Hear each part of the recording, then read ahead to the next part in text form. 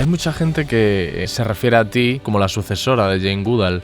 Llevo muchos años con Jane, que está ahí, que necesito algo, le puedo llamar y decir Jane tal, o que Jane me dice, Rebeca, hay un chimpancé en tal sitio, ahí tal, puedes hacer algo. Es la pérdida de una figura muy importante que vamos, ha hecho unas cosas increíbles. Queremos llamarle la ley de Jane Goodall. Y eso ya fue como, madre mía, qué bonito. Y es una ley en la que se quiere proteger cada individuo, ¿no? Cada chimpancé, cada gorila, cada orangután que esté en España, que tengan dignidad de ser libres, ¿no? Libres del dolor, libres de ser maltratados. A esa típica postura, ¿no? Que hemos visto mucho. Y a respirar y empieza...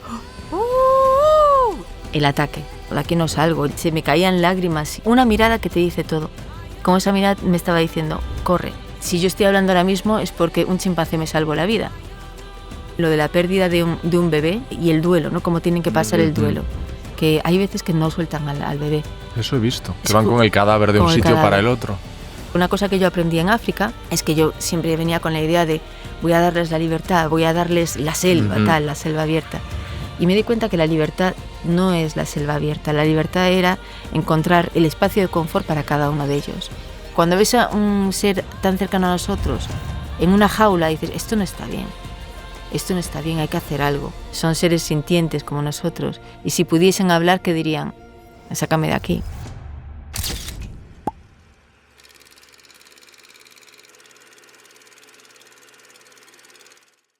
Vienes tú muy selvático vestido, sí. ¿Eh? Te veo como... Lo has hecho a propósito, ¿no? No, te estoy viendo muy explorador, ahora que te he mirado. Si lo sé, vengo yo también. Es la perfecta ropa de selva. Yo viene un poco a juego con tu chaqueta. Sí, claro, es que yo siempre digo a la gente, cuando va a venir al Congo, me dicen, ¿y qué llevo? Yo, pues, lo típico, ropa de selva. Y nadie dice, ¿pero ropa de selva? ¿Y cuál es la ropa de selva? Pues tendría que hacerte una foto y así. Ropa de selva. Ven, paséate por aquí, Julio. Que vea la gente cómo eliges el atuendo dependiendo de quién viene. Fíjate, ropa de selva. Los colores y todo, estoy admiradísimo. Y a la vez me siento mal por mí mismo, por no haber puesto yo más de mi parte, por venir con un look un poco más selvático. Pareces un explorador, te falta una cantimplora y el gorro este. Total, está ahí en la mochila. Ah, muy bien, muy bien. Rebeca, ¿cómo estás? Muy bien, ¿y tú qué tal? Bien, bien también. ¿Cómo estás después de haber salido del Congo y vivir la vorágine de ciudades como Madrid? Pues Madrid, por lo menos aún un poco, pero cuando voy a ciudades como Nueva York y así, eso es lo que no aguanto. Es una cosa demasiado cemento por todas partes, edificios. Sí, y como en Madrid tienes la posibilidad de ir a la sierra y está el campo al lado. Sientes que te expulsa un poco el escenario, ¿no? O sea, tú aterrizas en Nueva York y dices, este no es mi sitio, yo no pertenezco a esto, ¿no? Sí, yo, o sea, puedo estar un día, 2 días, pero se me va yendo la energía, yo, ¿pero qué me pasa? Y necesito contacto con la naturaleza, de alguna forma. ¿Tú eres de Ferrol? Soy de Ferrol. ¿Ferrol ciudad o de una aldea? No, de las afueras de Ferrol, de Serantes, de un... Ah, de donde era Gonzalo Torrente Ballester. ¿Ah, sí? Serantes, sí. ¿Ah, sí? Sí, creo que sí. Sí, de una zona cerca de Serantes, que está muy cerquita de Ferrol. Cuando yo era pequeña pensaba que estaba lejísimos, pero está a 5 minutos de Ferrol, vamos. Y ahí sí tenías contacto constante con la naturaleza. Claro, donde yo crecí, pues teníamos un monte detrás y íbamos todos los días al monte y teníamos animales en casa, lo típico, gallinas, perros, patos.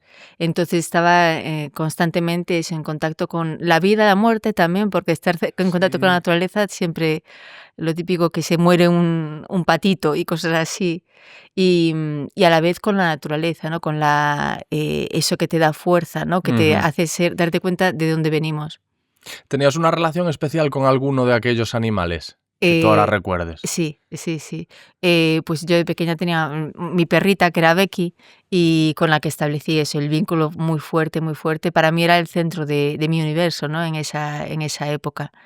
Y luego más adelante nos dejaron un caballo en nuestra casa, Quimero, y también se estableció un vínculo muy, muy extraño porque yo nunca había tenido contacto con un caballo y me di cuenta de que era algo tan grande pero al mismo tiempo tan sensible que te eligen, ¿no? Los caballos eligen a las personas. Sí.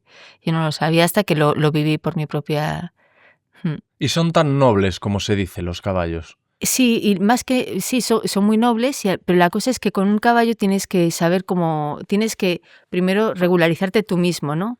Estar tranquilo, estar relajado, porque si tú estás nervioso, él va a estar nervioso. Lo captan, tienen como algo especial para captarlo.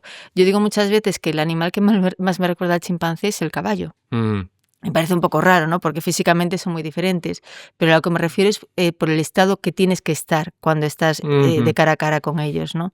Con los chimpancés es lo mismo, tienes que conseguir, digamos, relajarte, estar en un momento de paz interior para no intervenir, ¿no? Para que no causar ese estrés en el ambiente. Y tanto con los caballos como con los chimpancés tienes que mostrar mucha seguridad, ¿no? Yo en una ocasión monté a caballo y el caballo hizo conmigo lo que quiso, o sea, parecía que me estaba vacilando y me decían que es que percibe que estoy inseguro, que no tengo ni idea y que entonces hace lo que le apetece y no me respeta en absoluto. Claro, eso mismo, pues lo mismo. O sea, tu estado de ánimo va a afectar a cómo se comporte contigo, con el chimpancé igual. Oye, te voy a hacer una pregunta.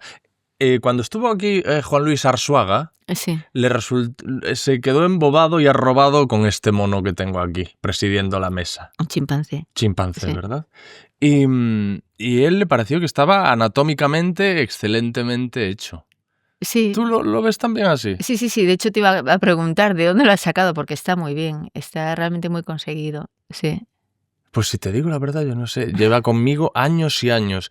Y si ahora me preguntas, yo no sé si lo vería, voy a hacer aquí publicidad, yo no sé si lo vería en un Lidl. ¿Ah, sí? Y me quedé prendado de... Y así empecé la colección que has dicho, ¿no? Sí, Cuando has sí. venido, que había muchos primates. Sí. Este es un chimpancé y aquel... Es un macaco.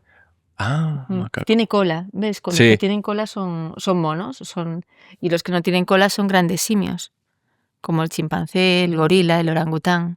Este no tiene cola. Es que yo soy gran admirador, más no conocedor. Todavía he leído algún libro de Frans de Waal. Ah, sí. Y la verdad es que, bueno, y he seguido algunas cosas que habéis hecho, que Jane Goodall ha hecho y me fascinan. A veces me preguntan por qué me gustan tanto y me cuesta transmitirlo. Yo les digo que creo que es porque me da la sensación de que son como personas sin todos los convencionalismos sociales y todas las transformaciones que hemos vivido con la modernidad y como que somos nosotros al desnudo. ¿Tiene sentido? Sí, tiene sentido en el sentido de que son como personas que hablan otro idioma, ¿no? Que pensamos que no, o sea, que no hablan otro idioma, pero sí que lo hablan. Pero socialmente luego son como nosotros, ¿eh? Sí. Tienen decías Frans de Waal, la política de los chimpancés, ¿no? Sí. Que escribe este libro, y es completamente así. Tienen una situación política siempre en sus comunidades que es muy complicada. Me fascina que negocian, ¿no? Despiojándose. Es su manera de negociar. Cuando se despiojan, lo que decimos es que se hacen grooming, cuando lo dices. Ajá. Cuando se hacen grooming es la forma de establecer alianzas, ¿no? Unos con otros. Entonces, por ejemplo, al dominante le suelen hacer grooming todos los otros, que es para demostrar la amistad.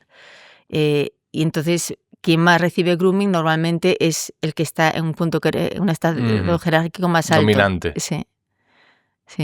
Y entonces, yo lo que he visto, esto ya lo he visto en un documental, es que alguien que está en una posición inferior se acerca al dominante, le hace grooming, le ayuda a despiojarse, y que el fracaso o el triunfo de la negociación se ve si el dominante también le devuelve el favor y lo despioja, o si directamente dice, pues muchas gracias, ahí te quedas. Sí, pero muchas veces el dominante simplemente acepta que le haga grooming, ¿sabes? Acepta que esté en la misma zona que él, no tiene ni por qué hacerle grooming. La forma realmente de saber si un macho, porque tú llegas a un grupo de chimpancés y dices, ¿quién es el dominante aquí? ¿Cómo lo sabes, Sí. no? Y eso se sabe por una cosa que se llama pangroom. El pangroom no es un comportamiento que hace el dominante, sino es un comportamiento que tienen los otros chimpancés. Sí. Es decir, el dominante, los machos suelen hacer displays, que es como hacer ruidos, hacer algo llamativo para decir soy muy fuerte, ¿no? Soy muy fuerte. Y entonces asustan, ¿no? A los otros, incluso les pueden pegar. Es la reacción que tienen los otros ante esos displays lo que muestra si es dominante o no. Es decir, Ujú. los otros hacen como el movimiento de, "Oh", Sí. que le bajan la mano, o sea, ponen la mano y la extienden. Eso es el pangrun, pero que lo están haciendo al que acaba de hacer display. Entonces tú miras los diferentes machos, los que hacen esos displays, y cuentas cuánta gente le ha aceptado como macho. Entonces, según eso, sabes que ese es el macho aceptado por el grupo. Al final es política, ¿no? Es como Sí, quién le sí, sí. vota. Están todos, son como 3 políticos que están diciendo, yo quiero esto, tal, tal, tal, y quién le está votando, pues esos que aceptan.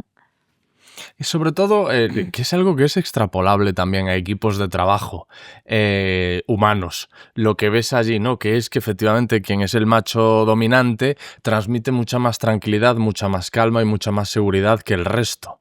¿No? Es como está más tranquilo, es como aquí el que manda soy yo, y en los demás se percibe cierta ansiedad. Yo no sé si era Robert Sapolsky quien hacía algunas pruebas con ellos para determinar las hormonas, El, el predominio hormonal en el macho dominante, que la testosterona estaba por las nubes en comparación con los que estaban debajo, y que si en algún momento conseguían derribar al macho dominante, quien pasaba a ocupar ese puesto también vivía ese subidón hormonal, ¿no? Y se sí. comportaba como se había comportado antes Sí, el exactamente. dominante.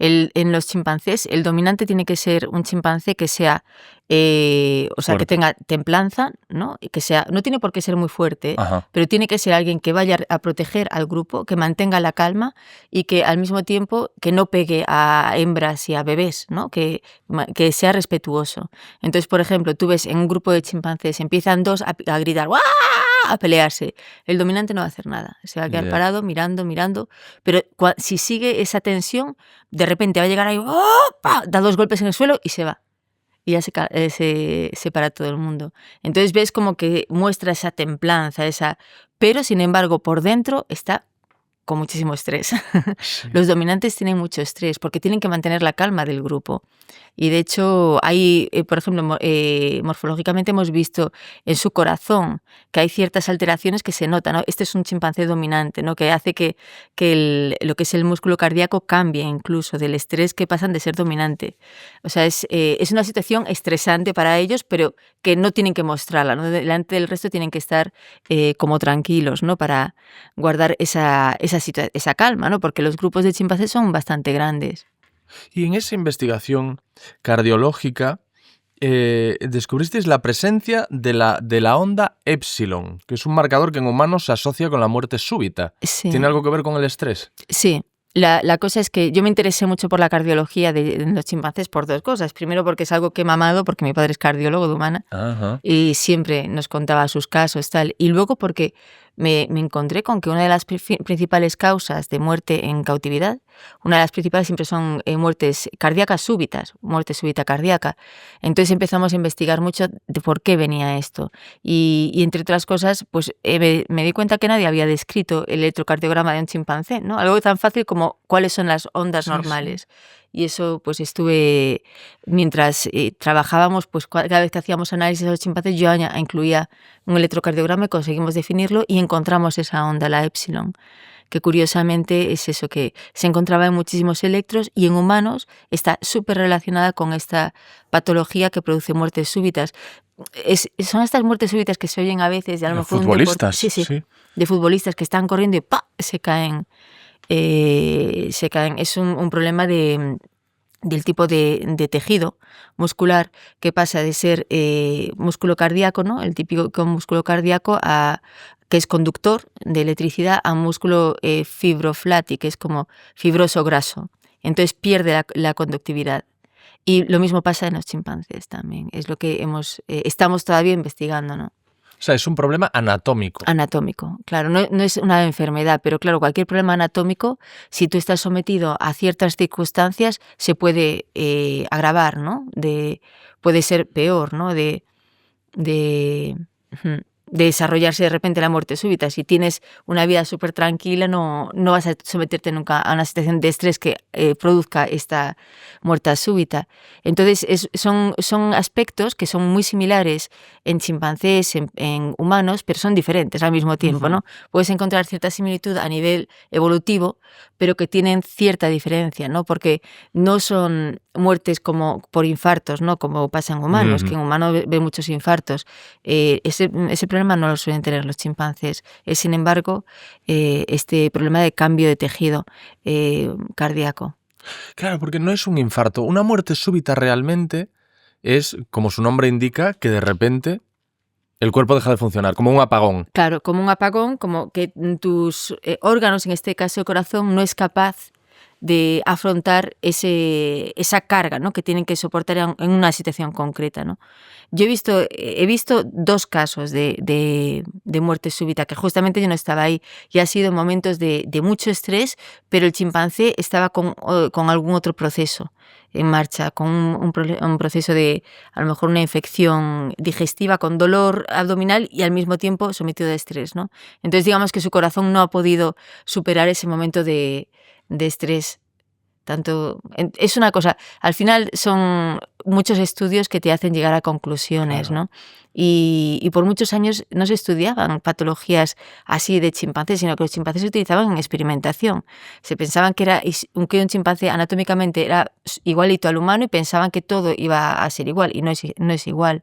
Hay siempre diferencias, no se puede utilizar un chimpancé como modelo de experimentación.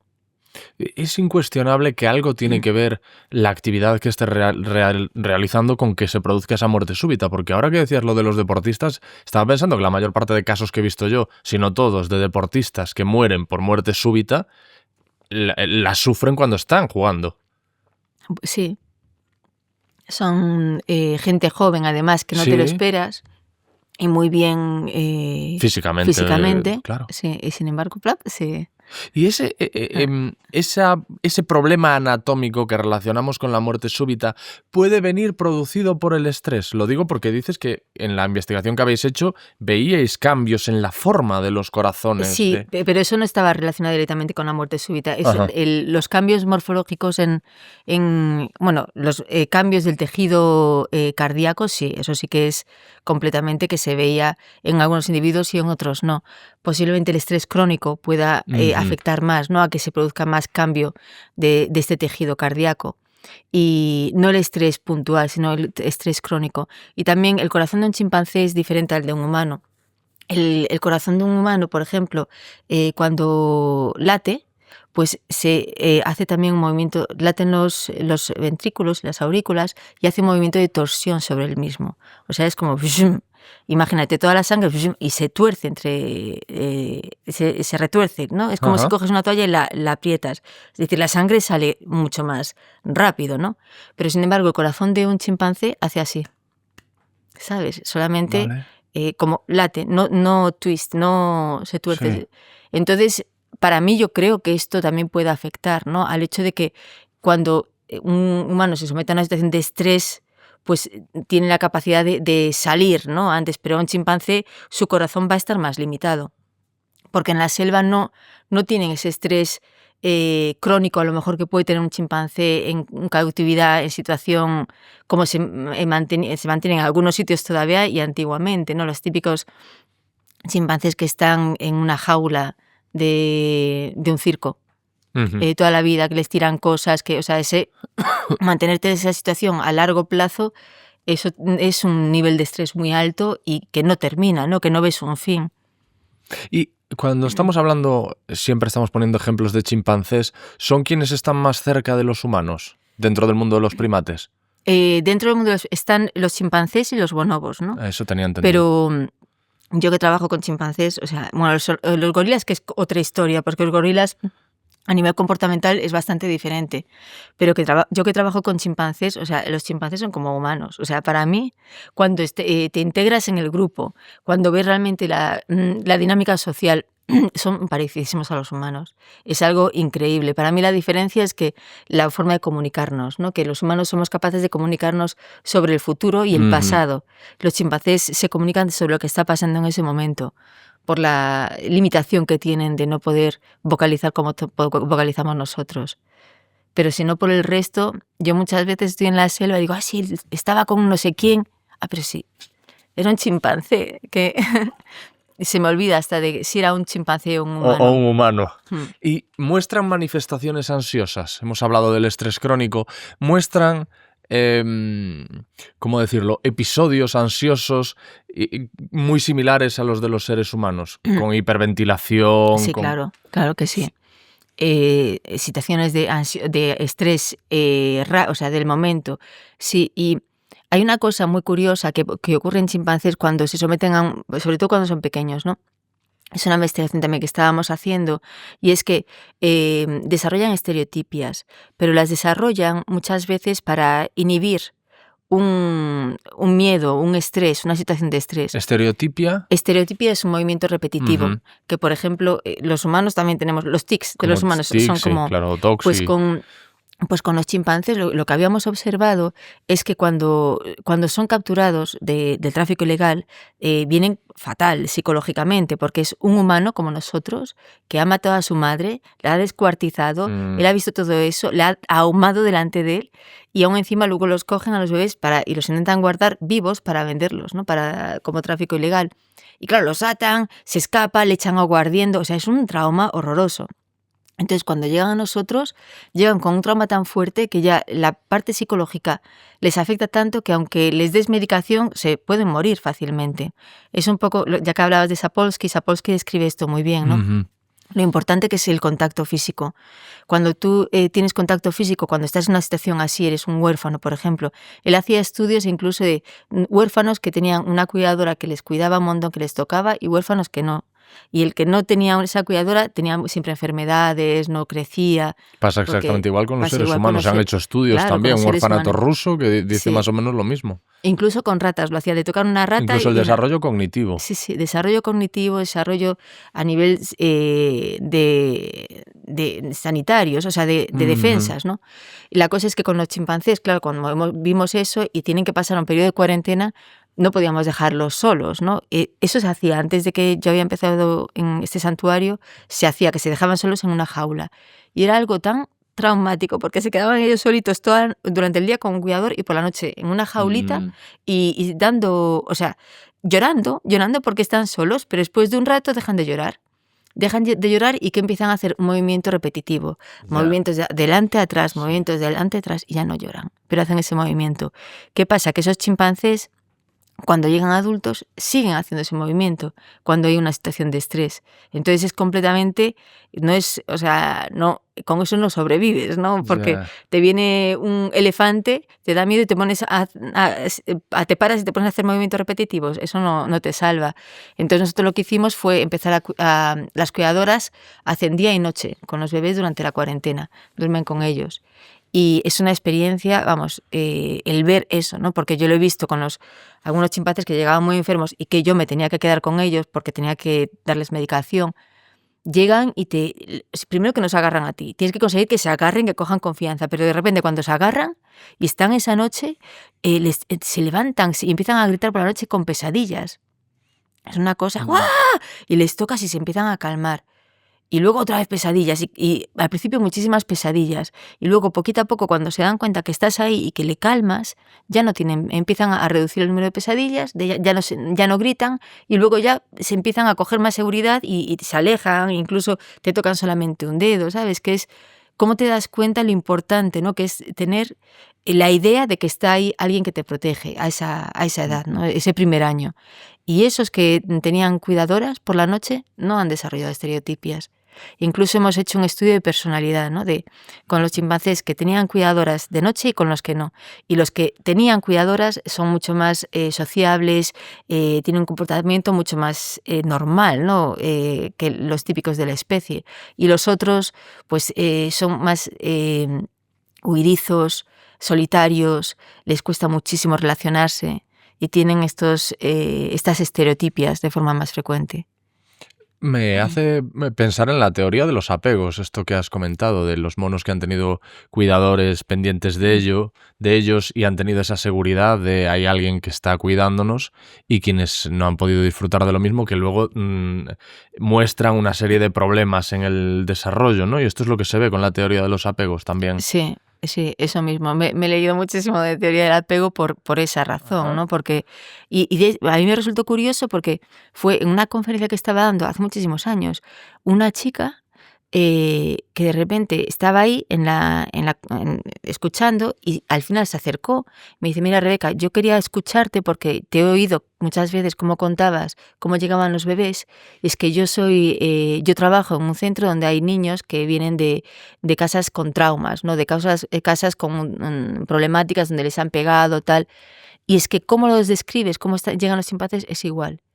Y entonces me recomendó empezar a leerme la teoría del apego y ahí empecé y de repente yo cuando iba leyendo más cosas y más cosas, pero es que es igual que con chimpancés, es una exageración. Y nosotros eso lo vemos el primer año. El primer año es clave de tener esa figura de apego que sea fuerte, sólida, ¿no? Para ese individuo. ¿Y caen en depresión? Entiendo que sí, por todo esto que hemos hablado. Sí. Caen en depresión los chimpancés y es muy duro porque puede ser por causas diferentes, ¿no? La soledad, pero muchas veces caen en depresión por la pérdida, ¿no? de un ser querido, tanto la pérdida de un bebé como de un hijo mayor, a lo mejor de 12 años, que eso es impresionante, ¿no? Que se muera su hija de 12 años y que una chimpancé rompa en dolor, se rompe en dolor, ¿no? Iba a decir no llorar, pero no lloran con lágrimas, ¿no? Sino que lloran con gemidos. Que empiece con gemidos y gemidos porque ha perdido a su hija de 12 años. A mí eso que yo lo viví me impresiona muchísimo. Y también lo de la pérdida de un bebé es algo y el duelo, ¿no? Cómo tienen que pasar el duelo. Que hay veces que no sueltan al bebé. Eso he visto, que van con el cadáver de un sitio para el otro. Mira, justamente, luego te enseño la imagen. Me enseñó una amiga que es directora de otro santuario en República Democrática del Congo, en Lwiro. Me enseñó una imagen de una cosa que ocurrió ayer en el centro donde está, que hay un montonazo de chimpancés, y una de las chimpancés tuvo un bebé prematuro y se murió, claro, porque era prematuro. Pues es impresionante cómo ves en la foto que la madre enseña al bebé y tiene un vídeo que me han enseñado y todos los chimpancés del grupo se acercan a oler al bebé y a la madre. Con respeto y con cariño. Respeto. Sí. No, nadie le intenta quitar el bebé muerto ni nada, sino que llegan y lo huelen y se quedan mirándole así, como acompañándole, sí. Acompañándole en el dolor. Y hay cosas así que son muy llamativas, ¿no? De ver cómo pasan el duelo, ¿no? De una pérdida. También me comentaron, me habían llamado del Biopark aquí en Valencia. Me llamó la veterinaria, Loles, y me había dicho, Rebeca, tenemos aquí un problema tal, que hay una chimpancé que ha perdido a su bebé y que está muerto y lo lleva, pero lleva varios días con el bebé y claro, no sabemos qué hacer, ¿sabes? Si quitárselo o no, dejárselo, porque en libertad se ve eso, de que tienen que pasar el duelo y entonces van con el bebé muerto, ¿no? Pero es que tienen que pasarlo. Y me comentaba ella que eran dos madres, que las dos habían tenido un bebé al mismo tiempo y que no se llevaban muy bien, simplemente eran dos que estaban en el grupo. Una nació vivo y la otra nació muerto el bebé. Y luego cuando la que tuvo el bebé vivo vio que la otra tenía el bebé muerto, empezó a ir muchísimo con la que tenía el bebé muerto. Y digamos como hacerle compañía, estaban siempre juntas, cuando antes no estaban juntas. Sí. Y era más impresionante, ¿no? Ver que iban siempre juntas, pero una con el muerto y otra con el vivo. Empatía, es pura empatía. Sí. Y a mí lo que me gustó fue que la dejaron, estuvo en ese zoo con la gente paseando por ahí y la veían el bebé muerto, pero lo dejaron por respeto al chimpancé, ¿no? Por respeto a esta chimpancé que tenía que pasar su propio duelo hasta que ella lo abandonase el cuerpo. Y estuvo un par de meses o algo así con el cadáver. Pero es el tiempo que necesitaba ella. Nosotros lo hemos visto, por ejemplo, con chimpancés salvajes. Nosotros ponemos cámaras trampa en la selva, que son cámaras que se activan cuando hay alguien que pasa por delante. Y tenemos imágenes de una chimpancé que iba a tener un bebé, nació el bebé, se murió y luego lo transporta como un cadáver. Lo tenemos que en libertad ocurre, ¿no? O sea, no es un comportamiento extraño que ocurra en cautividad. No, es algo que les pasa en libertad también, el duelo. Y cuando superan ese duelo, es decir, van cargando con ese cadáver, llega un día en el que son capaces, ¿no?, de desprenderse de él. ¿Y qué hacen? ¿Simplemente lo dejan en un sitio? Depende de cada individuo, ¿no? Pues lo abandonan y ya deja, porque han pasado el duelo, como un humano, ¿no? Digamos que cuando una madre pierde a su hijo, pues Hay mujeres que están toda su vida, ¿no?, con ese duelo, y otras mujeres que llega un momento que superan ese duelo y no dejan el cuerpo, porque el cuerpo no lo están llevando, pero intentan buscar otras formas, ¿no?, de evadir ese dolor. En el caso que te comentaba antes de Diva, que es la chimpancé que yo que conviví más con ella porque perdió a su hija de 12 años, que yo conocí a su hija desde que nació. Y estaban muy unidas, pero la hija ya era una adulta, ¿no? Estaba en edad adolescente, ya incluso empezaba a tener el celo. Y falleció. Sangui se llamaba su hija. Y o sea, el drama de la muerte de Sangui fue Diva gritando, llorando, y además por las noches se le oía por la noche, que no oyes ningún ruido, ¿no? Y de repente oías ¡wow! ¡Wow! Y era Diva, yo no lo oía, pobre Diva, tal.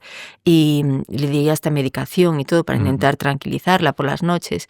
Y luego poco a poco la fue superando, pero empezó a comer un montón. Un montón, y se volvió... Conducta ansiosa también, Sí, ¿no? de forma muy ansiosa, y se volvió obesa. Y aún sigue siendo obesa, después de Sangui, ¿cuánto puede haber pasado? No sé, 10 años de que se ha muerto Sangui, o no sé, 8 años, pero que sigue siendo, no tiene la obesidad que tuvo al principio, fue una obsesión que le dio por comer. Aunque estuviese, porque intentamos integrarla con otras hembras, tal, pero podía estar con más hembras, pero para ella era comer de más. Digamos que cada uno pues busca una forma diferente, ¿no?, de quitarse esa pena. De lidiar con el dolor. ¿Y cómo se trata a un primate, a un chimpancé que está pasando por una depresión? Normalmente yo no me gusta dar medicación, ¿no?, porque lo que intento es cambiar un poco el ambiente, ¿no? Primero determinar por qué está pasando por una depresión, porque tú ves que pasa por una depresión con, a lo mejor, que se automutila, ¿no?, que se hace daño a él mismo. Entonces intentas cambiar... Se automutilan, que se pueden cortar un dedo o una mano. Sí, o un gorila puede hacer eso. Hubo un caso de una gorila que rescataron en la selva, que se había quedado atrapado en un cable, y la tuvieron unos días en cautividad para darle antibióticos, tal, y me llamaron en ese momento y se empezó a morder del estrés de estar en cautividad, a morder el dedo y luego otro y tuvimos que operarla, tuvimos que amputarle los dedos porque es que ya no podíamos liberarla así. Tuvimos que llegar a amputarle dedos y ya en 2 días soltarla porque el estrés que le causaba hacía que se dañase a ella misma. Y con chimpancés puede pasar lo mismo, ¿no? En algunas circunstancias están en cautividad solos, en condiciones que ellos mismos no lo superan, no pueden superar esa situación de estrés, ¿no?, de estrés de la soledad, del espacio en el que están, del aburrimiento, ¿no?, incluso. Pues pueden llegar a tener comportamientos contra ellos mismos. Has hablado del estrés del cautiverio. Hace un rato me comentabas que te habían llamado del Biopark de Valencia. A mí me invitaron a hacer una visita al de Fuengirola. Sí. Y me despertó sentimientos encontrados. ¿Qué opinión te merece a ti? ¿Qué es lo que has visto allí? Bueno, o sea, no voy a hablar de un sitio así en concreto. A mí también muchas veces puedo tener pensamientos encontrados, depende de donde sea, ¿no? Lo que desde luego no es lo peor que puede haber es tener un chimpancé solo, en cautividad, en una jaula y sin ningún otro chimpancé, ¿no? Eso es algo horroroso. Y luego hay zoos y zoos. Hay parques y parques, hay sitios donde pueden intentar desarrollar un ambiente adecuado, lo más similar posible con la libertad, ¿no? Y que al final se convierta en su pequeño espacio de confort, ¿no?, para ese grupo. Pero depende, siempre influye mucho de dónde vienen esos individuos, cuál es el pasado, dónde han vivido y qué es la posibilidad que han tenido en el pasado y qué posibilidad tienen en el futuro de cambiarse de medio. Por ejemplo, una cosa que yo aprendí en África es que yo siempre venía con la idea de voy a darles la libertad, voy a darles la selva, la selva abierta. Y me di cuenta que la libertad no es la selva abierta. La libertad era encontrar el espacio de confort para cada uno de ellos. Nosotros tenemos instalaciones de diferentes tipos. Tenemos instalaciones que son una selva con un vallado eléctrico alrededor. Otra instalación es que es un vallado eléctrico y luego instalaciones, o sea, estructuras, torres, tal, al interior. otra instalación que es una isla entera de selva, una isla de 100 hectáreas donde hay monos, tal, pero tiene agua alrededor y es muy grande, ¿no? Y tienes otros peligros. Y luego está la selva abierta, que hay elefantes, que hay... Pues entonces, cada chimpancé le gusta estar en un ambiente diferente. Hay algunos que sí que pueden adaptarse a estar en un grupo social grande, en una isla donde tienen peligros, tal. Otros, sin embargo, les da pánico esta situación. Yo tuve el caso de un chimpancé, Petit Prince, que le pasó así. Yo estaba en una instalación donde era abierta, donde había mucha luz, había un trocito de selva, pero muy pequeña, y él había crecido en ese ambiente. Y cuando conseguimos unas islas enormes, ¿no? Preciosas, con hipopótamos, con monos, y llevamos a Petit Prince con todo su grupo a esa isla, los metíamos en un dormitorio primero y luego abríamos el dormitorio por la mañana y salían a la isla. Pues el primer día salieron todos ahí a la isla, tal, Petit Prince también, y luego todos los demás volvieron al dormitorio. Pero Petit Prince no volvió. Se quedó todo el día al lado de un árbol, sin moverse. Un día, otro día. Y al final tuvimos que conseguir que volviese al dormitorio. Y le dimos de comer porque estaba adelgazando un montón. Y lo dejamos unos días y abrimos otra vez la puerta para que saliese con todos. Y lo que hizo fue empezar a correr por el pasillo. Y cuando llegó al final, se paró y se quedó sentado. Se quedó todo el día esperando a que su grupo volvía. Y así hizo durante un día, otro día, durante un mes entero, 2 meses. Y yo, ¿pero qué le pasa? O sea, le dio tanto miedo, le daba tanto miedo ese espacio tan grande con hipopótamos, con otras especies, que para él no era su espacio de confort. Entonces, al final, lo que hicimos fue llevarlo con otros amigos que tenía, otros chimpancés que conocía, a una instalación donde él salía y veía todo, había más luz, ¿no? La selva al final es muy oscura. Es muy oscura y en esa selva pues hay serpientes. Está llena de peligros, claro. Claro, hay serpientes, hay muchos pájaros, hay tal. Y claro, pues era demasiado para él. Y él lo llevamos al otro lado y ya estaba feliz otra vez, ¿no? O sea que cada uno tiene como un espacio de confort diferente al que tenemos que descubrir cuál es. Tenemos que preguntarle, a ver, ¿cuál es tu libertad?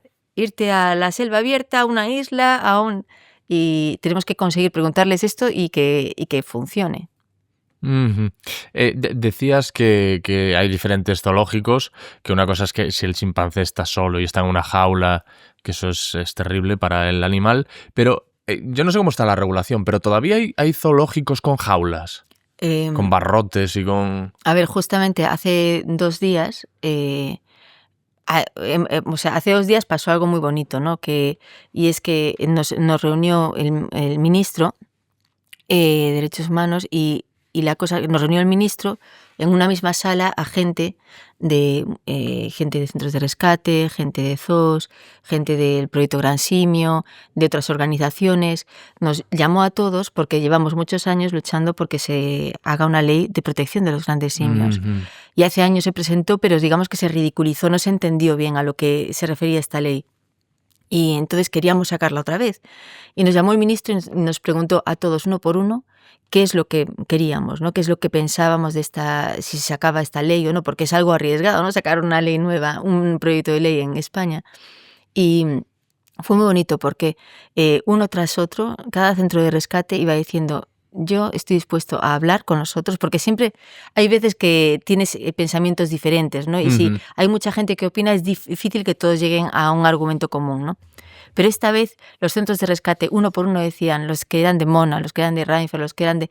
Todos decían, nosotros lo que queremos es dialogar y llegar a una conclusión y sacar este proyecto de ley. Nosotros queremos un proyecto de ley. Nos olvidamos del pasado, de tal, queremos hablar entre todos y sacar esto, el proyecto de ley. Uno por uno, uno por uno.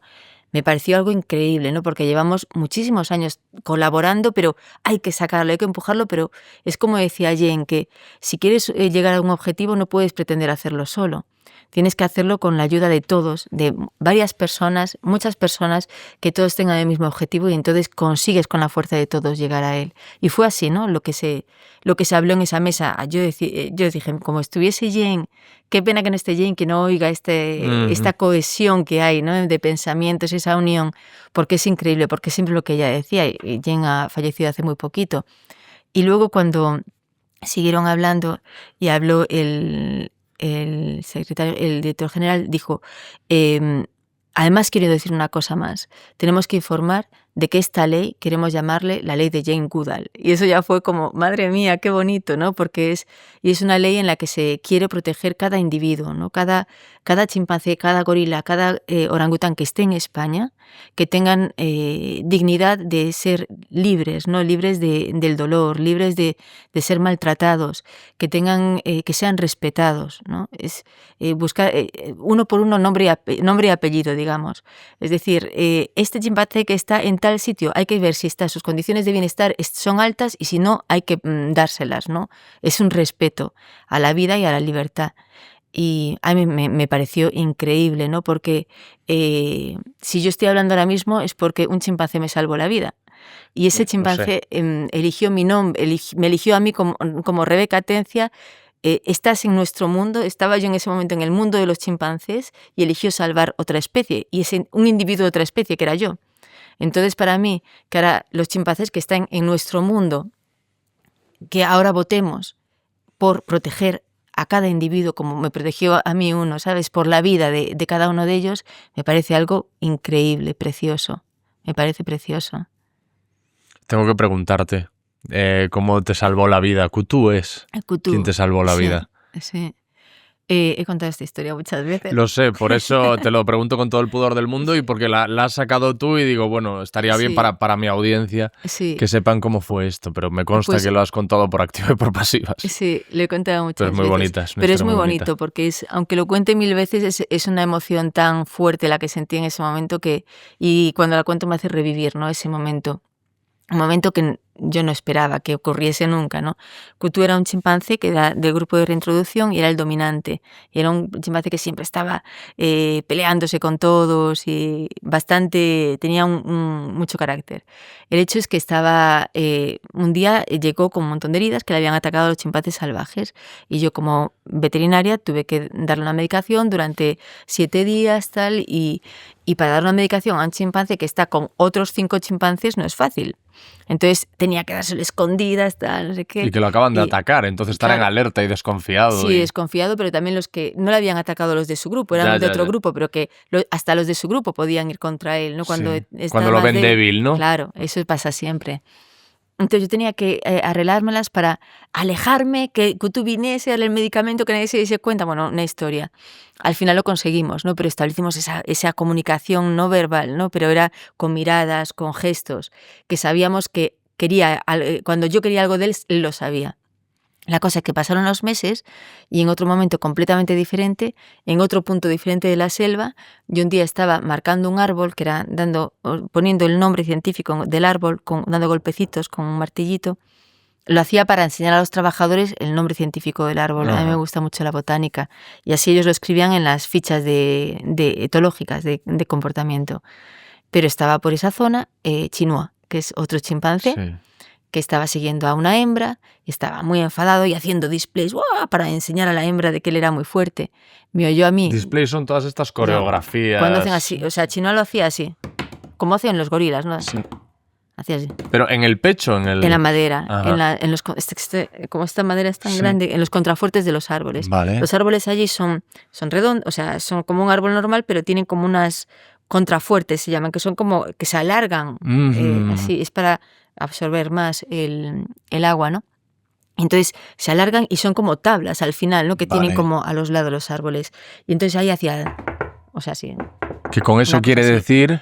Con ese ruido, hacía un ruido que sonaba lejísimos. Entonces es la forma que marcan los territorios, ¿no? Vale. De, ta, ta, ta, ta, y que todo el mundo le oiga que él y aquí mando yo. Sí. Y claro, yo estaba haciendo ti, ti, ti, ti. Entonces, se sintió desafiado. Se sintió desafiado. Yo no me di cuenta. Entonces estaba yo ahí, ti, ti, ti, ti, y él haciendo taratata, que yo ni me di cuenta. Y llegó, se me acercó y oigo detrás de mí, Miro y veo a un chimpancé que ni reconocí porque estaba todo erizado. Tú ya cuando escuchas, sabes que esos problemas. No sabía realmente qué le pasaba. Yo oí a alguien que me estaba llamando, vale. Así, como... o sea, ese gesto de ¿sabes? Que te das cuenta por la cara que ponen, ¿no? De es una amenaza. Y me hace eso y está todo erizado. Es un chimpancé que está amenazándome. Y yo le respondí, ¿qué pasa? ¿Sabes? En español, encima, sin darme cuenta, eché me eché el pecho hacia afuera, ¿no? De como diciendo, ¿qué pasa? Tal, y todavía peor. Porque Pero eso funciona en algún momento. ¿Por qué no, respondiste no así? sé por qué hice así realmente. Es que yo ahora pienso de que también es que qué estupidez, ¿no? Dije, ¿qué pasa? ¿Sabes? Como, no sé. ¿Qué? Y ¿Quieres eso, movida? sí, ¿Qué pasa? es como un gesto que parece muy natural, pero realmente es muy agresivo, ¿no? Cuando alguien te está desafiando. Y saltó sobre mí, me pegó un mordisco, que empecé a sentir todo el líquido ese cayendo por un lado de la cara. Y ¿Que creías que era líquido cefalorraquídeo? Cefalorraquídeo. Yo ya está, aquí ya se ha acabado mi vida. Ya me fui a salvar chimpancés y me mata un chimpancé. O sea, la muerte Llegaste más a ver la absurda. película de tu vida, pasaron por delante Claro, imágenes. imágenes de pensar, Sí. qué muerte tan absurda. Pero bueno, aún tenía una posibilidad porque era un chimpancé solo. Pero cuando él empezó a hacer la vocalización de caza, ya eso ya no era tan fácil. Dios, empezaron a aparecer por todas partes. Empezó, empezó, y miraba a un sitio, me miraba a mí, sitio a mí. Y empezaron a aparecer, pero venían todos por el mismo camino. Allí nos movemos por los caminos de los elefantes, Sí. porque están más abiertos, Claro. entonces es más fácil moverse. Entonces venían por uno de los caminos de los elefantes y venían todos juntos y claro que nos dejaban pasar, ¡guau!, saltando uno detrás de otro. Y yo, madre mía, esto sí que aquí no puedo hacer nada, porque estos me van a despedazar aquí. Iban gritando así, de repente ¿Intentaste escapar? ¿No? me ¿Simplemente te quedaste quedé congelada petrificada, completamente? me quedé congelada, no podía ni moverme, es que me temblaba todo Ya. y no podía ni gritar. Sabías lo suficiente como para Sí. entender que de ahí lo lógico era que ya no salieses. ¿Qué iba a hacer? Con toda esa gente persiguiéndome en la selva, que es su medio. Sí. Porque nosotros somos torpes en la selva. Claro. Tú cuando ves un chimpancé como viene un elefante y ya están arriba del árbol, hay un peligro, son muy rápidos. Nosotros, sin embargo, somos muy lentos, nosotros tropezamos, pues somos un poco tontos al final en la selva, ¿no? Pero ellos son muy rápidos. Entonces yo veía el panorama y yo, no, de aquí no salgo. Ya, ¿sabes? Ya hasta se me caían lágrimas sin yo controlarlo, ¿no? De miedo, Y nada, de repente el primero, el que iba delante, se para y pone los puños en el suelo, así. Y empieza a respirar profundamente. A esa típica postura, ¿no? Que hemos Sí. visto mucho. Y a respirar y empieza... Y empieza así. Y empieza a hacer ese movimiento y empieza a cambiar el ataque. Y empieza a mirar hacia atrás y hacia Chinoa, hacia atrás.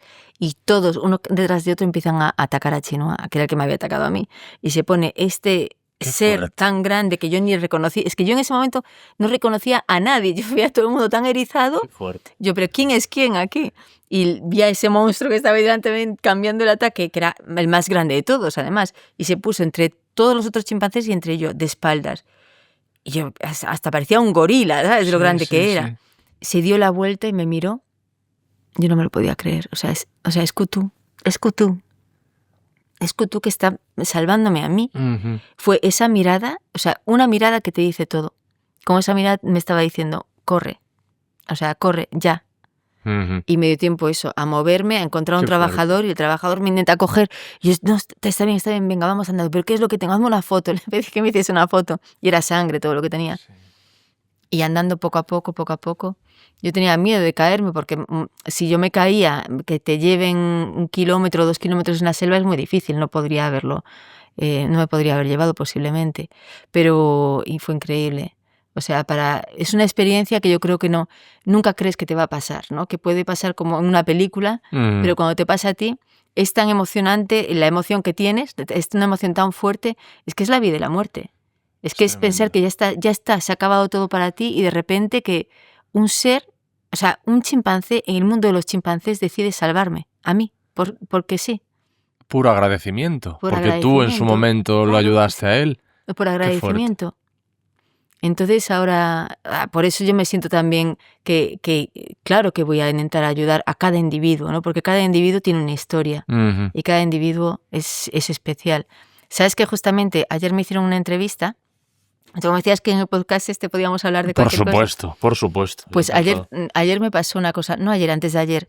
Pues imagínate, antes de ayer fue el Día de la Ley y el día después me hicieron una entrevista en el Colegio de Veterinarios y una de las personas que me hacía la entrevista, que es una veterinaria que lleva muchísimos años haciendo clínica, tal, que es además la presidenta de una organización de veterinarios, de pequeños animales, Pues justamente yo les conté lo de la ley, les dije lo contenta que estaba de lo que había pasado de la ley, de proteger cada individuo y que con esa ley íbamos a tener herramientas para poder actuar, ¿no?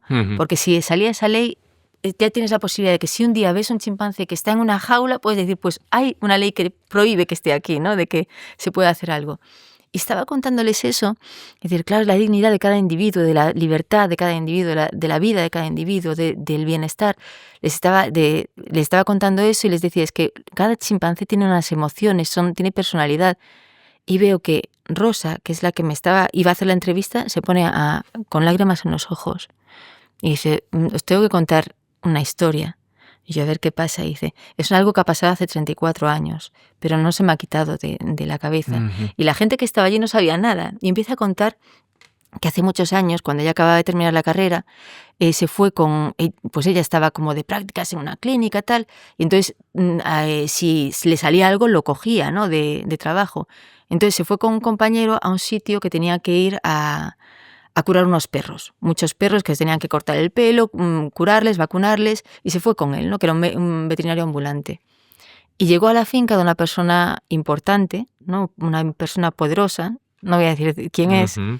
Porque sabríamos quién es. Sabríais quién es, sí, sabría quién es. Bueno, cuando llegó a esta finca, tenía un montón de perros que los tenían que tratar, y de repente lo típico que estás en un sitio y te enseñan el sitio. Y había un cocodrilo, había unos osos o un oso, una cosa así, y ella estaba como alucinando. Este hombre, ¿cómo tiene estos animales aquí? Y siguió andando y de repente hay un chimpancé. Y le dijeron, no te acerques al chimpancé, tal, que es peligroso, tal. Pero ella tuvo curiosidad y se acercó a ese chimpancé. Cuando nos estaba contando esta historia, se le empezaron a poner todos los ojos llorosos, ¿sabes? Para mí fue súper impresionante porque no me esperaba. Nadie ahí en esa sala nos esperábamos que ella nos contase esta historia. Y nos dijo que acercó la mano a la jaula y el chimpancé sacó la mano y le acarició la suya. Y le miró con unos ojos, con una mirada de tristeza, de dolor, de soledad. Estoy sufriendo. Sí. Y ella le impresionó tanto y nos decía, puede que sea menos de 3 minutos, o sea, fue muy poquito tiempo, o incluso menos de 1 minuto, pero fue una sensación y yo pensé, ¿qué hago? Y lo que hizo fue alejarse, porque no podía hacer nada, era una veterinaria jovencita, y se alejó, y al día siguiente volvió a la finca, y ni siquiera se acercó a la jaula del chimpancé porque le dolía un montón el no poder hacer nada, ¿no? Y el tener miedo de qué iba a hacer ella con esa persona que era poderosa, tal, que no iba a poder nunca. Y se quedó con eso guardado, y nos lo confesó ese día. Es que fue una cosa... Claro, nos quedamos todos impresionados de que de repente yo iba a contar la cosa de la ley de Jane Goodall y nos cuenta esta historia. Claro, yo le dije, pues si existe esta ley, se podría hacer algo por este chimpancé. Y dices, ya, pero ahora ya nada, porque este chimpancé ya tiene que estar muerto. Y dije, ¿y por qué? ¿Qué edad tenía? O sea, ¿cómo era? ¿De qué tamaño? ¿Era así? Sí. Y era así. Y me dice, sí, pues tendría unos 5 años. 5 años más 34, ahora tendrá 40, si está vivo. ¿Por qué no vamos a ver si está vivo? ¿Cuál es la esperanza de vida? Perdona. Pues unos 60, chimpancés. 70. A mí se me murió uno con 70 años. Vale. Sí. Prácticamente la humana. Podría estar vivo. Claro, Rosa, ¿cómo va a estar vivo? Es imposible. Yo déjame que hable con alguien, ¿sabes? Que pregunte a diferentes personas. Pregunté, entonces, cuando ya salí de la entrevista tal, le pregunté a Marisa, que trabaja también en el Instituto Jane Goodall, lleva un programa de Root and Shoots, que es de educación medioambiental, pero ella sabe mucho de chimpancés. Entonces le dije, Marisa, a ver si sabes algo de este chimpancé, un chimpancé que estaba en este sitio, tal, le conté un poco la historia. Me dice, no, pero voy a preguntar a Pedro Podas, que es el presidente de Proyecto Gran Simio. Esto es como empecé a preguntar a la gente que estaba en esa mesa, que el día anterior se unieron todos a decir, sí, vamos a colaborar, a trabajar juntos. Y Pedro Podas dijo, sí que sé qué chimpancé es. Y empezó a contar una historia una historia exactamente igual que la historia que nos contó Rosa.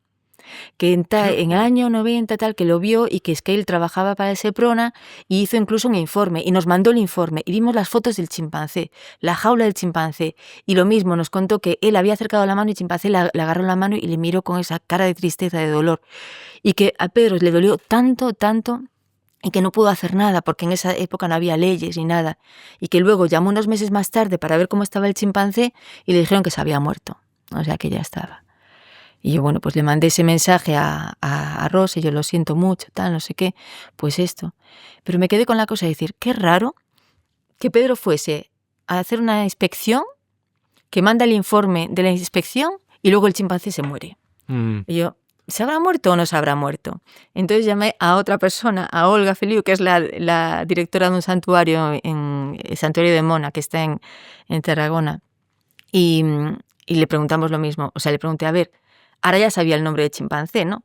Si ¿sabes algo de este chimpancé que se llama Kiko, tal? Y Olga, déjame ver los archivos, porque ella hizo muchos estudios del tráfico ilegal en España de chimpancés. Sí, mira. Kiko en el año 91 pasó por este sitio y luego lo mandaron a Inglaterra. Y yo, ¿en serio? Sí, está en Monkey Ball. Y de repente me manda una foto. Bueno, no me lo puedo creer. Me aparece una foto de un chimpancé muy viejito, con barba blanca, ¿sí? Con cara de... Mira, luego te la enseño, la tengo Sí. o sea, una cosa, yo no me lo podía creer, yo llorando. Yo no me lo puedo creer. O sea, tengo que decírselo a Rosa y a Pedro. Y se le mandé corriendo la foto. Y ves la foto de cuando estaba en la jaula con esa cara de tristeza. Y luego la foto de cuando yo era un viejito, ¿qué años tendrá ahora? 42, 43 años. Y que al final salió de ahí, ¿no? Salió de allí y lo mandaron a Inglaterra, a un centro de rescate. Y que... Este sitio, Monkey World, es un buen sitio. Que está bien, sí. Es un sitio que está bien. Y vive con otros chimpancés. Pero es una historia que dices, madre mía, o sea, qué vueltas de la vida, ¿no? Y ver que estas dos personas tenían la misma historia y el mismo dolor de no pude hacer nada. Sí. No pude hacer nada por él. Y se murió. No pude hacer nada, ¿no? ¿Y cuando se lo dijiste a Rosa? Pues se quedó impresionada, o sea, no se lo podía creer. Y, o sea, algo que llevaba guardando tanto tiempo. Yo soy ella y me cojo un avión. Ya, es que es lo que estaba pensando, yo quería conocerle. Además, que luego hablé con ella y me decía, Rebeca, es que tú sabes que fue cuestión de 30 segundos, o sea, un minuto que estuve con ese chimpancé, pero esa mirada no se me olvidará. No se me olvidará. Pues son historias, o sea, es una historia que al final es muy larga, pero son historias de individuos, ¿no? De individuos que a lo mejor están en una situación que no... Lo que Rosa decía es que cuando le miró a los ojos y vio ese sentimiento de dolor, de soledad, dijo, pero ¿por qué tiene que estar aquí este ser? Aquí, en estas 4 paredes. ¿Por qué? Sin nada, solo. ¿Por qué? O sea, ¿quién tiene derecho de meterle aquí? Y que pasemos por delante y que se quede ahí. ¿Sabes? Y que te está dando la mano como diciendo, estoy aquí, ayúdame. Y no puedes hacer nada. Y que además te decían, cuidado con el chimpancé que es peligroso. Sí. Pues fíjate. Claro. Peligroso porque pedía ayuda, ¿no? Claro, porque a lo mejor él también captaba a quién le podía pedir ayuda, ¿no? Ya. ¿Y Cutú? ¿Sigue vivo? Cutú se murió luego, porque después de muchos años estuvo vivo, estaba en la selva. Lo que pasa es que Cutú se enfrentaba mucho con los otros grupos de chimpancés de la zona. Era un chimpancé que era muy energético y no se unió de los mejores amigos. Porque sus amigos, en momentos que hubo un conflicto, en los que hubo un conflicto con otro grupo de chimpancés de la zona, le dejaron solo. Y, o sea, el que le dejó solo fue Chinua, de hecho, el chimpancé que me atacó a mí. Y los otros chimpancés del otro eran más y él estaba solo y acabaron con él. Es que los chimpancés hacen guerras. Funcionan con alianzas. Sí. ¿No? Tienen alianzas y son territoriales. Entonces viven en un territorio y tienen un comportamiento que se llama fisión-fusión, en el que es como nosotros, ¿no? De que nosotros realmente, por ejemplo, si eres gallego estás en Galicia, ¿no? Y conoces por el acento, puedes saber que son de la zona. Pues los chimpancés igual están en una zona y saben que son de su comunidad, pero no están todo el tiempo juntos. No van como los gorilas van todos juntos, de un lado a otro. Los chimpancés se van como dispersando, ¿no? En plan, por la mañana hay 3 juntos y luego van a ver a otro y luego de los 3 que había uno se va con ese otro y se quedan 2 y luego se juntan con otros 2 y duermen en un árbol esos 4. O sea, van cambiando el grupo. Hay como mucha dinámica, ¿no? En los movimientos sociales, pero saben que son de la misma comunidad. Y en caso de que hay ataques o peligro que vienen de una comunidad cercana, de otros chimpancés de otra comunidad que empiezan a entrar, se unen para atacarles. Y forman hasta ejércitos de machos, van juntos y atacan a los otros. Entonces, y se van agrupando, es una cosa que da bastante impresiona, ¿no? Cuando saben que hay un individuo que quieren, que se está metiendo en su comunidad, a mí me impresiona mucho cuando es una hembra que tiene un bebé. Con eso hay que tener mucho cuidado si los está reintroduciendo, porque si esa hembra con bebé entra en otra comunidad, van a matar al bebé. Entonces, y además lo hacen como, los ataques son por las mañanas, muy temprano, de madrugada, o de noche. Claro, es el momento que más difícil, ¿no? Porque es cuando yo he visto ataques que a lo mejor el chimpancé está en el árbol y vienen por abajo y suben al árbol, suben varios. Emboscadas puras y duras. Sí. Es tremendo, porque en este documental del que te hablé también se veía como había entiendo que eran chimpancés, y había un chimpancé fuerte, dominante, yo no sé si eran chimpancés o gorilas. Y había uno fuerte, dominante, que nadie podía llegar a su poderío físico, entonces tenía a todo el mundo a raya. Pero empiezan las alianzas, ¿sabes? Hay alguien que se lo quiere cargar y entonces se alía con este, con el otro. Son chimpancés, sí. Son chimpancés. Son chimpancés. Y entonces, claro, el macho dominante es el más fuerte, pero cuando llegan de todas partes, cuando le tienden esa trampa donde todos empiezan a atacarle a la vez, pues lo derrocan. Y cuando, claro, y a estos machos dominantes, cuando los destronan, su personalidad cambia completamente. ¿No? Sí, y depende de cómo sea su personalidad, aguanta ahí o no aguanta. Nosotros tenemos el grupo de reintroducción que está en la isla de pre-reintroducción. Es un grupo en el que llevamos trabajando muchos años en la estabilidad social del grupo. Y el macho dominante siempre había sido un chimpancé que se llama Kefan, que es un chimpancé que es grande, pero es bajito, es así fuerte, pero es bajito, pero siempre iba con un amigo suyo que se llama Vinsa, que es un bicho, pero es un poco tonto, Vinsa. Entonces va Kefan y siempre con Vinsa. Había muchos de estos en el colegio, ¿no? Sí. Que había uno pequeño que era más inteligente y era un poco el malo, y entonces... O sea, le hacía putadas a todo el mundo, pero como con él iba uno mucho más tonto, enorme y fuerte, sí.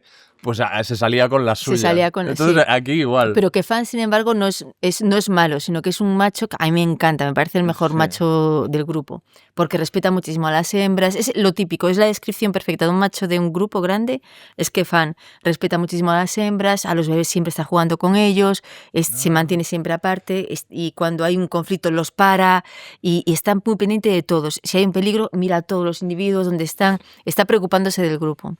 ¿Qué pasa? Que hay otro chimpancé que ha llegado al grupo que se llama Chivanga, que es enorme. Además que tiene pinta de chulo, ¿no? Va siempre, es rubio además, así rubio, todo con el pelo todo dorado. Sí, es el quarterback. Sí. Yeah. Y además las posiciones que tiene son como siempre así, ¿sabes? Como posiciones de chulo, de blanco, así. No me lo puedo creer. Me falta un cigarro, ¿no? Sí. Y parece un surfero, así todo chulito. Y Chivanga al principio tenía mucha inseguridad en el grupo, pero de repente empezó a coger seguridad, pero tenía un comportamiento que no podía ser dominante, porque él no protegía a nadie. Simplemente era tan grande que los otros les daba miedo. Y poquito a poco empezó a coger más dominancia y nos dimos cuenta, cogemos datos de comportamiento, y nos dimos cuenta que tenía más pangroom, que empezaban a haber más chimpancés que se sometían a él, ¿no? Que querían hacerle grooming. Y... Sí, o sea, que cuando él hacía un display, le aceptaban a él como jefe. Y empezó a cambiar la dominancia. Y era en plan, no, por favor, no quiero que se vaya Kefan, que Kefan es el mejor, ¿qué va a pasar con Kefan? Pero Kefan es tan listo que no se fue nunca de la dominancia, sino que lo que hizo fue ser mejor amigo de Chivanga. O sea, el macho que a mí me gusta se hizo mejor amigo. Entonces, al principio porque vio que como no haga algo me lleva por delante, sí. Pues no, esto lo de si no puedes con el enemigo, únete a él, ¿no? Sí. Pues es lo que hacía y durante varios años ha pasado eso, que está Chivanga y Kefan los dos en la dominancia, pero Kefan apoyando a Chivanga. Chivanga no se entera tanto cuando hay que proteger a los otros, pero Kefan protege al grupo, pero está ahí siempre con Chivanga. Y no tienen problemas entre ellos, no tienen... Al principio de todo, cuando empezó a haber ese cambio de dominancia, había esos problemas de que Chivanga sobre todo no quería estar en la misma zona que estuviese Kefan. Yo creo que tenía miedo, ¿no? Pero Kefan insistía un montón, le hacía un montón de expulgarle, ¿no? Lo que el grooming. Le hacía muchísimo grooming, pero demasiado obsesivo, hasta el punto de que Chivanga ya empezó a hacerle también grooming. Empezaron a establecer alianzas y ahora pues es súper bonito, ¿no? Porque fue dominante antes que Fan, pero sigue en el equipo de los jefes. Y cuando uno de estos machos dominantes pierde el trono, ¿cómo afecta a su personalidad? En este caso, por ejemplo, en Kefan... No, porque él seguía más o menos dominando. Claro, sigue dominando, pero no, se nota que no es el dominante. Fue curioso, mira, hace poco vino la embajadora... ¿Y el machaca de Kefan? Ese se ha vuelto con Chivanga, o sea, se ha puesto del lado del otro dominante. Sí. Joder, pues Kefan ya puede ser inteligente, pues está solísimo. Claro, por eso te digo que tuvo que para coger otra vez la amistad de Vinsa, del fuerte. Pero es curioso porque hace poco vino la embajadora de España, vino a ver los chimpancés, que fuimos con un barquito y se acercaron todos, salieron de la isla y se acercaron pues al río.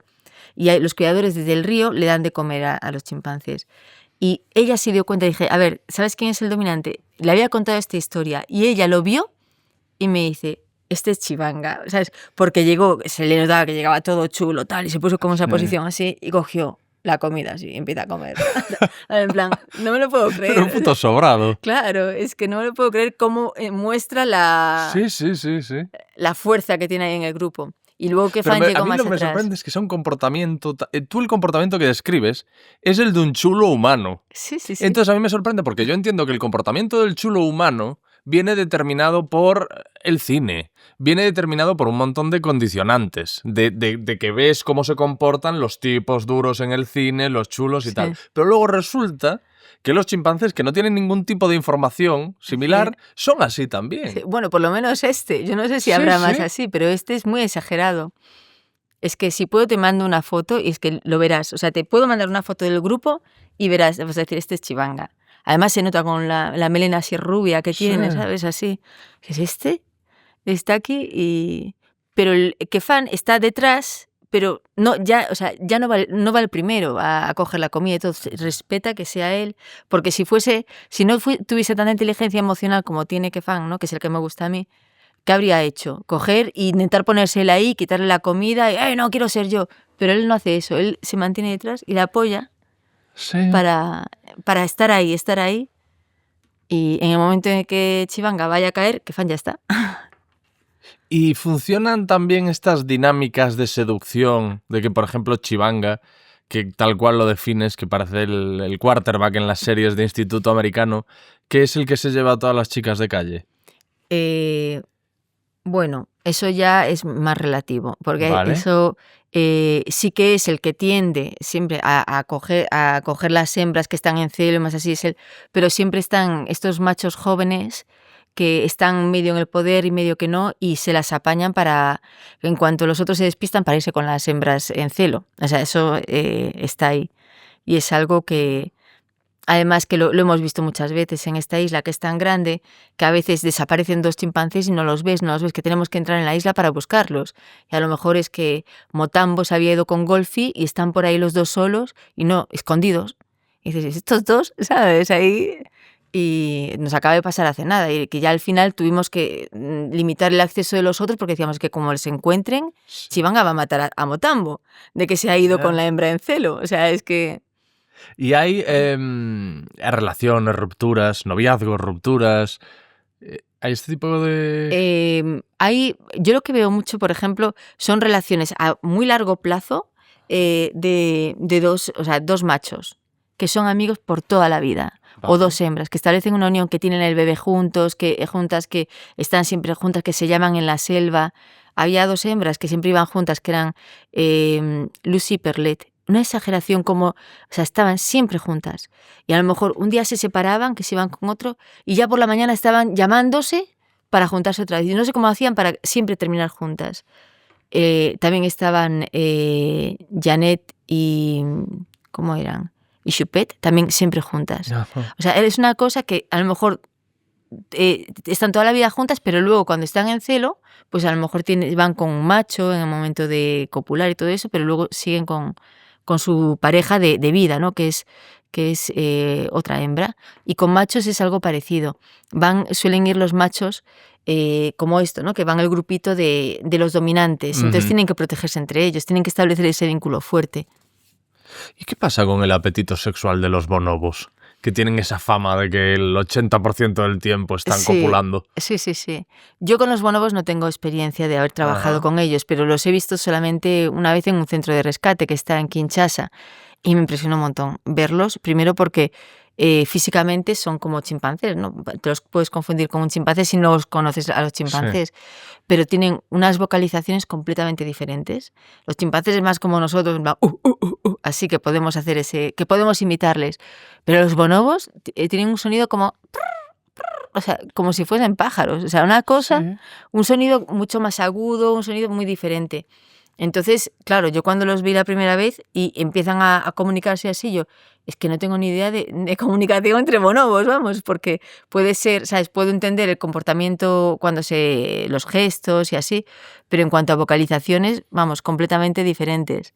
Y luego también cosas que hay es que los bonobos van siempre juntos todos. Son más como los gorilas, ¿no? Que el grupo van todos juntos de un lado para otro. Y los chimpancés se dispersan, como los humanos, ¿no? Que tenemos comportamiento fisión-fusión. Entonces, son muy parecidos físicamente, pero luego el comportamiento son diferentes. Y los chimpancés hacen mucho el grooming y los bonobos hacen, sexo, ¿no? Sexo entre madres con bebé, o sea, hembras con pequeños, pequeños con adultos, machos con machos, o sea, entre todos, todo tipo de... Son como una comuna hippie. Sí, como una comuna hippie, y todos juntos.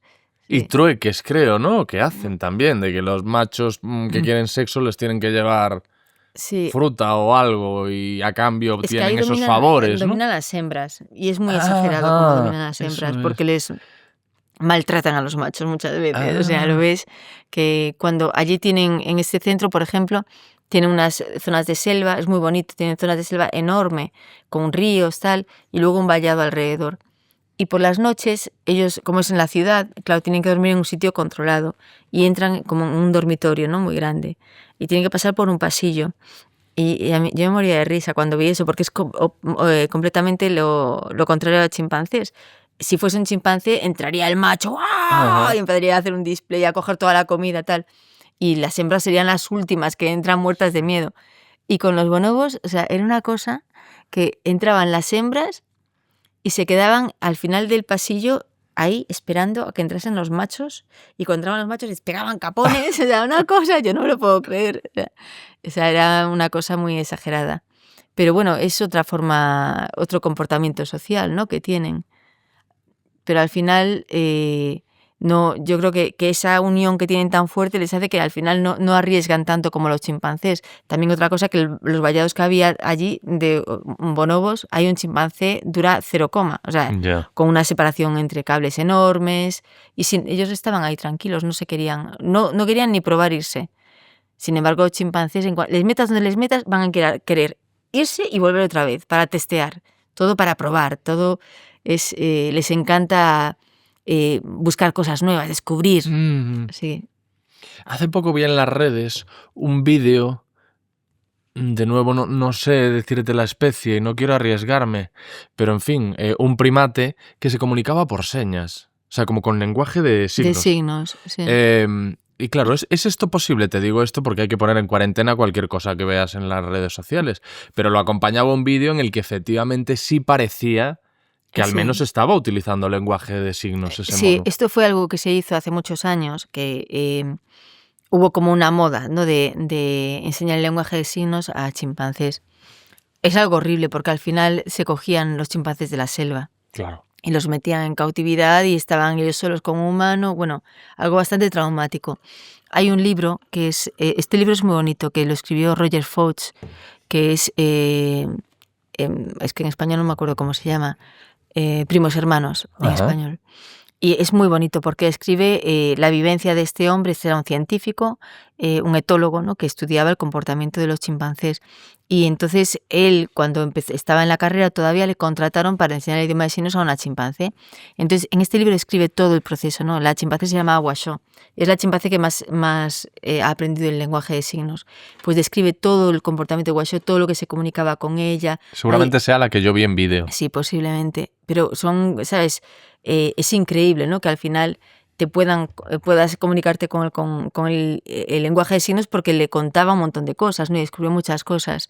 La cosa es que Roger se dio cuenta un día de que, claro, él se volvió muy famoso y todo, pero se dio cuenta de que esta chimpancé había matado a su familia, que venía de la selva, que se dio cuenta de la realidad del tráfico ilegal, y entró en una depresión este hombre. Lo describe genial en el libro. Y luego en una culpa, ¿no? Entró con una culpa enorme hacia la situación, porque además estaba Washoe y había otros chimpancés también que tenían ahí para enseñar el lenguaje de signos. Y hubo un cambio en el gobierno y dijeron que ya no había fondos para mantener ese programa y se llevaron a los chimpancés. Roger consiguió salvar a Washoe, pero los otros se los llevaron a laboratorios. Y Roger no volvió a saber de todos los otros que se habían llevado. Y en el libro lo describe, creo que también describe eso, esto me lo contó Jane, que una vez, ya cuando Roger se volvió activista y empezó a luchar por los derechos de los chimpancés, de que prohibir tenerlos en cautividad, entonces con Jane intentaban luchar por parar lo que es la experimentación con chimpancés. Y fueron juntos a un laboratorio. Bueno, no te lo puede contar Jane ya, pero era una cosa, ¿sabes? Te lo contaba y te entran escalofríos, ¿no? Porque entraron en el laboratorio y veían chimpancés uno detrás otro en jaulitas, ¿no? En experimentación, algo muy traumático, ¿no? Y de repente llegan a uno de ellos y el chimpancé empieza a hacer idioma de signos.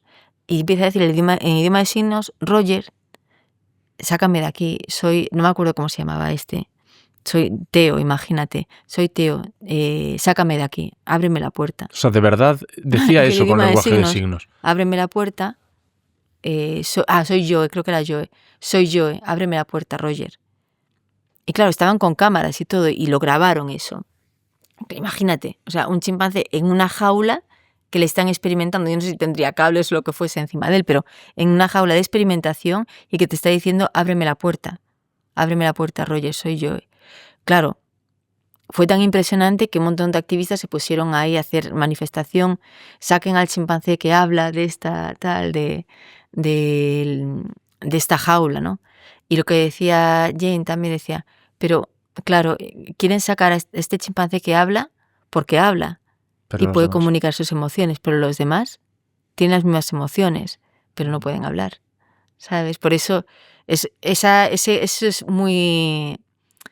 es muy importante, ¿no? De ver cómo cada individuo es diferente, cada individuo tiene emociones, ¿no? Y son seres sintientes como nosotros. Y si pudiesen hablar, ¿qué dirían? Sácame de aquí, ¿no? Sí. En un momento dado leí un reportaje que me heló la sangre. Lo que pasa es que yo creo que esto era en Asia. Vosotros os dedicáis a rescatar primates. Te iba a preguntar si alguno de esos primates que vosotros rescatáis es víctima de la explotación sexual. Porque yo he leído que en Asia principalmente utilizan orangutanes. Orangutanes, sí. Me parece... Es horroroso, sí. Y vosotros no tenéis casos. No, con chimpancés no pueden, o sea, eso no. Pero vosotros estáis dedicados por completo a chimpancés. No, a ver, yo trabajo en Congo y trabajo por la protección del medio, o sea, los chimpancés es como la especie clave, ¿no? Pero cuando tú proteges una especie, proteges muchos más. Yo hago rescates de gorilas, de chimpancés, de macacos, de un montón de especies. Pero Jane empezó con chimpancés y yo estoy más focalizada en nuestro centro de rescate, el principal son chimpancés. Pero si hay que apoyar otro centro o otras especies, vamos a apoyarles. Y al final no es que yo esté protegiendo chimpancés solamente, sino que es un trabajo en que haces varias actividades al mismo tiempo. Si queremos proteger los chimpancés que no salgan de la selva, tenemos que sensibilizar a la gente de que es ilegal, de que no está bien. Tenemos que apoyar al gobierno de que apliquen la ley, ¿no? De que se aplique la ley y que no se siga cazando. Y cuando sensibilizas a la gente, y si es gente que está cazando, que vive de eso, buscas una alternativa. Entonces es el desarrollo sostenible. Entonces al final el trabajo, digamos que es en 3 campos diferentes, ¿no? sensibilización, aplicación de la ley y luego rescate y cuidado de chimpancés o de la especie que sea. Entonces, claro, es un conjunto de actividades, pero el chimpancé, digamos, que para mí es como el termómetro de la selva en Congo. De la selva en Asia, pues en Indonesia, pues el orangután. Como vemos por ejemplo, hace unos años hubieron muchos incendios, muchísimos incendios, y sacaban los orangutanes adultos de la selva, o sea, esqueléticos, los sacaban así y los llevaban a centros de rescate. Es algo horroroso, ¿no? De cómo es otro termómetro de la selva, se quedaban sin casa. Estaba todo quemado y estaba un orangután ahí todo esquelético sin poder comer, sin poder alimentarse. Entonces, justamente hace poquito he estado en un centro de rescate allí en Indonesia, en el de Carmela Llanos, que es una española también, y me estaba enseñando el sitio, la instalación que tenía para rescatar a los chimpancés que venían a los orangutanes que venían de esto, de las selvas quemadas, y que desaparecía la selva y está el orangután ahí solo, en plan. Ya. Impresionante. Y entonces, en cada país es diferente, ¿no? El peligro que tienen, pero realmente el gran peligro que tienen los grandes simios y muchas especies que están en la selva es la desaparición del hábitat. Eso es para mí, yo siempre lo he pensado, que es el riesgo más grande, ¿no? Si se quedan sin casa, ¿qué hacen? Por eso es tan importante tomar acción, ¿no? Y, por ejemplo, cuando se compra madera, saber que viene de plantación, que no viene de una selva en la que directamente están cortando árboles para mandarlos fuera. Porque yo he visto tanto eso, ¿sabes? Árboles que estaban allí, un náuclea gigante que se alimentan elefantes, gorilas, chimpancés, y de repente cortado en un camión que va directo al puerto. Y luego no somos conscientes, ¿no? De que esta demanda que tenemos desde Europa y otros países que tiene un impacto tan negativo, ¿no? en la selva. O lo del aceite de palma, ¿no? En Asia es increíble lo que está pasando. Que cortan selvas para plantar monocultivos de palmeras. Y ahí no hay nada, ahí son monocultivos, no hay biodiversidad. Y entonces ves los límites de parques naturales justamente con los monocultivos de palmeras. Termina siendo un desierto de palmeras, ¿no? Que no hay biodiversidad y poquito a poco se va desapareciendo. Y luego ese aceite de palma no es para la gente local, para nosotros, que lo tenemos en un montón de productos aquí en Europa y en otros países, ¿no? Y no somos conscientes de eso, que es lo peor. Ahora sí que lo ponen, que están obligados a poner aceite vegetal de palmera, pero antes ni lo ponían y comprabas productos y tenían muchísimo aceite de palma. Entonces, digamos que el consumo que hace cada uno de nosotros, lo que consumimos, con esto del aceite de palma o la madera, pues nos damos cuenta del impacto que tiene a nivel global, ¿no? Porque al final lo mismo que la suma de la acción de todos nosotros es lo que hace la acción global. Pero si de repente nosotros empezamos a decir, pues yo no tomo aceite de palma, yo no como este producto porque tiene aceite de palma, una persona, otra persona, otra persona, y la presión de muchas personas hace que las multinacionales de repente digan, pues ya dejamos de hacer este producto con aceite de palma y tengas la nocilla sin aceite de palma. Que son cosas impresionantes. A mí me parece impresionante que de repente eso sea algo de que una multinacional de repente decide, pues sí, escuchamos la demanda de la gente. Una victoria. Sí, es una victoria. ¿Y qué se está haciendo ahora para luchar contra todo esto? Pues podcast como el tuyo. Bueno, yo espero que... Sí, no, pero es impresionante lo que puede hacer un podcast así, porque no te das cuenta a la gente que puede estar escuchando, lo que a lo mejor gente que nunca se pondría a escuchar algo de chimpancés o algo, pero de repente lo empieza a escuchar y dice, vaya, pues esto es, ¿sabes? Le llama la atención por algo, ¿no? Alguna de las historias o algo que no sabían. Y, ¿sabes? Perdona que retome un momento esto, porque de verdad que es un tema que a mí me estremece. ¿Tú sabes si se está haciendo algo para proteger a esos orangutanes y librarlos de la explotación sexual en Asia? Porque es importante para... Supongo que todo el mundo lo estará entendiendo, pero estamos hablando de que son utilizados sexualmente por seres humanos. Sí. estos orangutanes. Pues cuando al final eso es tráfico ilegal también. Ujú. Cuando se lucha contra el tráfico ilegal, luchas con ese tipo de acciones. En cuanto pones leyes y las aplicas en el país, pues estas organizaciones como la que te acabo de decir de Carmele Llanos, pues están haciendo eso. Están haciendo educación. Es muy importante hacer educación pública, ¿no? De educación a la gente, de explicar que eso no se debe hacer.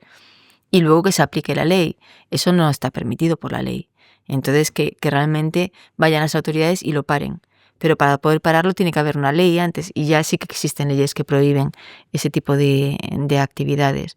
Entonces, es muy importante también, si se ve algo, de decirlo, ¿no? De tener la posibilidad de decir, oye, que esto no está bien, y decirlo. Por ejemplo, hay un chimpancé que yo rescaté en Guinea-Bissau y fue porque me empezó a llamar un montón de gente de aquí, o sea, gente de España que se iban a Guinea, en Guinea-Bissau, sí, a Guinea-Bissau, y que de repente estaban en un hotel, iban a un hotel y había un chimpancé encerrado en una jaula fifi, que llevaba ahí años. Y me llamó una persona, luego me llamó otra persona. Y Que yo, lo pues tenían ahí como decoración. sí, es que hay fotos. Si tú metes en internet fifi, ves fotos. Y la cosa es que es gracias a la acción de gente que llamó, ¿sabes? Que llamó y dijo, ¿puedes hacer algo? ¿Alguien puede hacer algo? ¿Alguien puede hacer algo? Pues buscamos fondos. Yo no tenía ni dinero y nunca había viajado a ese país. Esta es Fifi, ¿no? No. Ah, no. Fifi en Guinea Ecuatorial. Esa es Fifi de... Fifi, casa da Fifi. Si buscas algo de casa da Fifi, porque tenía un cartel delante que ponía casa de Fifi. Bueno, perdóname porque te he interrumpido, pero porque como has dicho eso... Y la cosa es que gracias a esas llamadas, pues se juntan energías diferentes y pudimos ir a rescatarlas, ¿sabes? Entonces te mandaré la foto de la chimpancé. Y estaba en una jaula muy pequeñita y llevaba pues toda su vida ahí metida. En la jaula no tenía ni puerta, o sea, una cosa horrorosa. Y tenía ese cartel encima de casa. esta puerta que estaba soldada. Sí, que estaba soldada. Sí. Y fue gracias eso a gente que fue allí y dijo, esto, ¿sabes? Porque cuando ves a un ser tan cercano a nosotros en una jaula, dices, esto no está bien, hay que hacer algo. Hace muchos años no se podía hacer nada porque no había herramientas, no había ni leyes ni nada, pero ahora yo creo que la gente se ha vuelto más activista, ¿no? Cualquier persona está dispuesta a decir, esto no es justo, y volverse activo y cambiar, ¿no? Hacer el gran cambio. Y yo creo que esas pequeñas acciones que hacen estas personas que a lo mejor piensan que eso esa llamada que han hecho, esa ayuda que han dado, ¿no? De apoyar una organización, aunque sea, ¿sabes?, económicamente, con un apoyo mensual o un apoyo anual, el apoyo de cada una de las personas hace un apoyo global enorme, ¿no? Y hace un impacto gigante, ¿no? que puedes tener para mejorar la situación de un chimpancé o de una población humana que está en una situación precaria. Entonces es muy importante que nos veamos. Para esto hay un proyecto muy bonito que hace el Instituto Jingual en España, que se llama Raíces y Brotes. A mí me gusta, y que es de Ruth Ann Schutz, que es Jane, lo que antes de morir es lo que más apoyaba, ¿no? Y que es hacer líderes a los niños, ¿no? Los niños muchas veces dicen lo típico que pensabas y luego te dicen, eso es imposible, eso no se puede hacer. Pero un niño lo piensa, ¿no? De cosas y yo qué sé, ¿y este loro qué hace aquí? ¿Y por qué está en una jaula y no está en África? ¿Sabes? Cosas así, sí. Que dices, qué tontería, niño, eso nunca va a pasar. Pues ellos lo piensan, ¿no? O ¿por qué no salvamos este gato, tal? ¿Y por qué no se vuelven ellos líderes, no? Entonces, este programa de Raíces y Brotes lo que hace es empujar a estos niños para que ellos se sientan con la fuerza de volverse líderes y de actuar.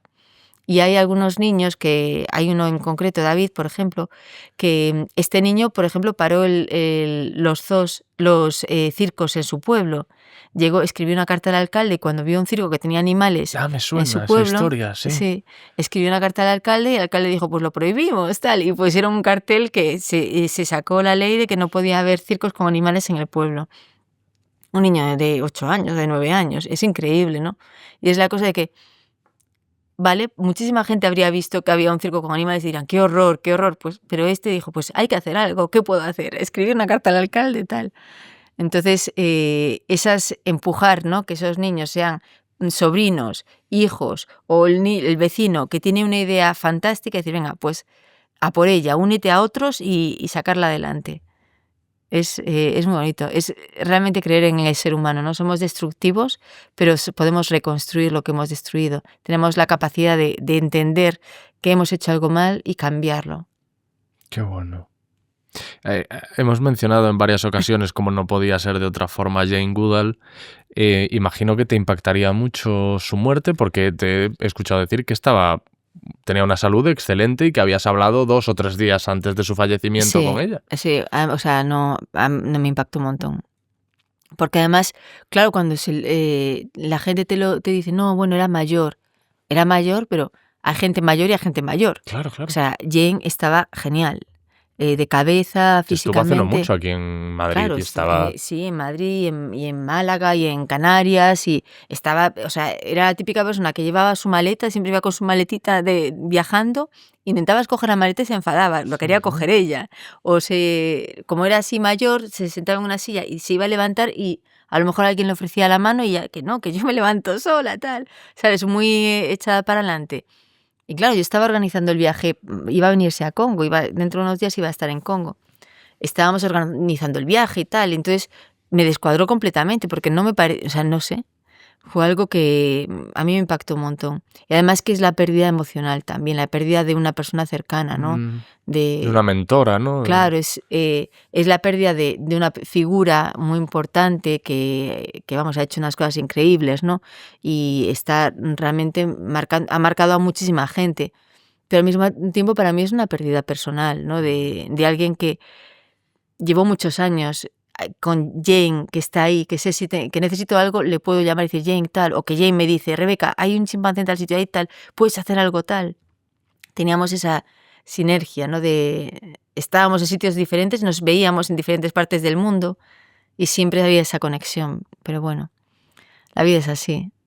Hay que intentar seguir su legado, que es muy bonito, ¿no? Todos los mensajes que nos ha dado son muy bonitos y de reflexión, yo creo. ¿Y qué tenía esta mujer que es un icono? Ya, es una referencia. Su nombre ya forma parte de la historia. ¿Qué es lo que tú, que la has conocido en las distancias cortas, qué había en esta mujer que la hacía tan excepcional? Pues la esperanza. O sea, es una mujer que Jane siempre ha hablado de primero, la esperanza, de no rendirse y de seguir y también creer en la gente, ¿no? Creer que la gente puede tomar esa decisión de cambiar y de volverse activo, ¿no? En un aspecto concreto para ayudar a los otros. A mí lo de que, o sea, darle fuerza a otros, ¿no? No es de decir yo lo puedo hacer todo, sino apoyar a los otros para que juntos, ¿no? Avanzar juntos. Y lo de la esperanza. Jane hasta el último día hablaba de, bueno, dentro de 5 años, dentro de 10 años, dentro de 15 años, cuando tal. Yo decía, pero esta mujer está hablando dentro de 15 años. Tiene 81 años. Tiene 81 años. Dentro de 15 años, posiblemente es probable ella que no estés, ¿no? Y seguía hablando con eso de... Era un cuerpo, una mente joven de una niña, casi como pensaba, ¿no? Con esa esperanza de un niño en un cuerpo de un adulto, de una viejecita, ¿no? Del cuerpo, sí. Aunque estaba activo, pero veías que el cuerpo no coincidía con la mente que tenía de eso, de esperanza y de seguir adelante, ¿no? De apoyar a otra gente para que siguiesen. Bueno, cuando el otro día me daba mucha pena el no poder decirle, Jane, que quieren sacar una ley que se llama Jane Goodall, o sea, es que se habría puesto tan contenta, habría sido algo muy bonito. Bueno, que fue una energía yo le digo siempre, la energía de Jane estaba en esa mesa, ¿no? Cuando se habló de la ley Jane Goodall. ¿Te habría gustado despedirte de ella? Bueno, despedirme, yo creo que como se murió fue perfecto para ella, ¿no? Porque el día anterior estuvo con unos amigos, se había tomado de descanso el día anterior. y muy bien, muy relajada, en un sitio muy bonito, con verde, o sea, que fue algo como muy natural, ¿no? Y yo creo que merecía irse así, ¿no? Estuvo tranquila, se fue a dormir y luego ya está. Ya, cuando te tienes que despedir de una persona que es a lo mejor ver que se está muriendo, pues eso es un poco triste. Yo me despedí de ella diciendo, bueno, Jane, me despedí en Nueva York y le dije, bueno, Jane, ya no te voy a ver más porque yo ya me voy mañana. Y decía, bueno, pero nos vemos en unos días en Congo. Y yo, vale, pues nos vemos en unos días en Congo. Venga, hasta luego. Así. Y decías ahora, ¿no? Que era una guerrera, era una mujer inteligente y decidida, pero luego tenía una parte infantil. Yo he leído que cuando os conocéis, de las primeras preguntas que te hace es, ¿tú crees que el Yeti es un primate? ¿No? Bueno, no, yo no creo que eso no es una cosa infantil, sino es algo más de curiosidad, ¿no? Y de creer, no sé realmente. Fue algo muy, muy bonito también, porque era un momento en el que yo ya estaba trabajando para ella, yo la había visto en la selva, pero era cuando venía, en esa época venía una vez al año y se quedaba a lo mejor 3 o 4 días en Congo. Y claro, siempre que venía estaba con gente, y era la primera vez que yo estaba sola con ella, en mitad de la noche, al lado de un fuego, tal. Yo, ¿qué me va a preguntar aquí? Me va a preguntar a ver, yo qué sé, algo de contabilidad o algo de comportamiento de chimpancés, yo qué sé. Y claro, cuando me preguntó eso, Rebeca, te quería preguntar, ¿tú qué opinas? ¿El yeti es un úrsido o un primate? A mí me descolocó completamente, pero fue una forma de romper la tensión, ¿no? Ya. Que tú le dijiste un primate, por cierto. Es que claro, nunca me lo había planteado, pero yo, bueno, un primate. Sí, un primate. Yo creo que también un primate. Bueno, y cuéntame, ya me empezó a hablar de otra cosa. Pero como que te hace sentirte más, bueno, pues yo también puedo opinar de esto. No sé. Ahora tú, claro, tú estás atravesando un duelo, porque has perdido a tu mentora y a una persona muy especial para ti. ¿Los chimpancés son capaces de consolarte, de darse cuenta de que tú estás pasando un mal momento y mostrarte apoyo? Pues no lo sé, o sea, no lo sé o sí lo sé por este libro que te decía, el de Roger Fouts, por una historia que leí ahí que es muy impresionante, porque Washoe, la chimpancé que hablaba el idioma de signos, había perdido a su hijo y lo pasó muy mal porque perdió a su hijo porque se lo quitaron, que estaba enfermo. Entonces le preguntaba todos los días, Roger, dame a mi hijo, devuélvemelo, y Roger no le dijo que se había muerto. Decía, te lo voy a dar, y no se lo decía, hasta Roger buscó otro chimpancé y le dio otro chimpancé. Y Washoe dijo, este no es mi hijo. O sea, se dio cuenta perfectamente. La cosa es que en el libro, no me acuerdo bien cómo está descrito, pero era como que una de las investigadoras que estaban allí estaba embarazada. Y Washoe la veía y la conocía. Y de repente un día esta investigadora dejó de ir, claro, estaba casi que iba a dar a luz, pero perdió al bebé. Entonces volvió otra vez, ya no estaba embarazada y no tenía ningún bebé. Entonces Washoe lo que le dijo fue que le acompañaba, o sea, que le hizo señal como de llanto y que ella le acompañaba en el sentimiento, ¿sabes? Wow. Es algo muy potente. Mucho. O sea, muy potente que te diga no sé cómo es el idioma de signos, pero que te diga como lágrimas y Como lloro dolor. contigo. Sí. Porque has perdido, no sé cómo lo dijo, pero le dijo que entiendo con una lágrima de que has perdido al bebé. Es algo muy impresionante porque perfectamente captó que ella estaba pasando un duelo y eso es empatía total, ¿no? Es impresionante. Entonces, claro, ¿cómo sabes? O sea, realmente estar con seres, con otros, con animales, a mí me recarga, ¿no? Siempre. Pero es difícil los perros muchas veces, cuando estás triste, se dan cuenta, ¿no? Sí. Y están contigo para consolarte y saben cómo consolarte. Hay mucha gente que se refiere a ti, sobre todo en artículos periodísticos, como la sucesora de Jane Goodall. No sé cómo acoges tú ese cargo. Sí. No, yo creo que es un poco por poner ¿sabes? La noticia de Marketing. Un marketing, porque no es así. Realmente, sucesores de Jane Goodall hay mucha gente, ¿no? Mucha gente que está aquí trabajando aquí y fuera, ¿no? Gente que está trabajando aquí como Marisa, ¿no? Marisa que está haciendo que niños en toda España se vuelvan líderes, ¿no? Y que cambien el mundo. gente en otros países que está trabajando por la protección de los chimpancés, de otras especies. Es decir, somos muchos, ¿no? Mi nombre está ahí porque con las fotos y todo esto, pero que somos muchos los que estamos haciendo que el legado de Jane Goodall siga. Somos tantos como que tú también, ¿no? Porque tú estás aquí hablando de Jane Goodall. Cada vez que alguien habla de los mensajes que Jane nos ha dejado, de la idea de seguir ahí, de luchar por un mundo mejor, pues esos son es el legado que está dejando, ¿no? Para que somos los herederos de ese mensaje, que es un mensaje muy bonito al final. Muchas veces en este planeta que es tan destructivo, es bonito escuchar mensajes positivos, ¿no? Y además de alguien que es tan con esa energía que tiene Jane, esa energía tan transparente y tan positiva siempre, ¿no? ¿Y la audiencia que nos está escuchando tiene alguna forma de colaborar con tu trabajo, tanto en el Centro de Rehabilitación de Chimpancés como con el Instituto Jane Goodall? Sí, siempre hay formas de colaborar. Por ejemplo, aquí en España está el Instituto Jane Goodall España, que es lo que te comentaba, ¿no? Que por ejemplo hacen el programa de Root and Shoots, de raíces y brotes, en lo que se apoya a niños en toda España, están en un montón de comunidades, se les apoya para que que sean activos, ¿no? A nivel social, o sea, los niños al final eligen ellos lo que quieren apoyar, si es ayudar a animales, a la naturaleza en sí o a gente, ¿no? Que al final es el conjunto que forma el ecosistema. Y se puede apoyar estos proyectos. Y luego también hay proyectos en Senegal, en Congo, en lo que son en África, ¿no? Que también se pueden apoyar.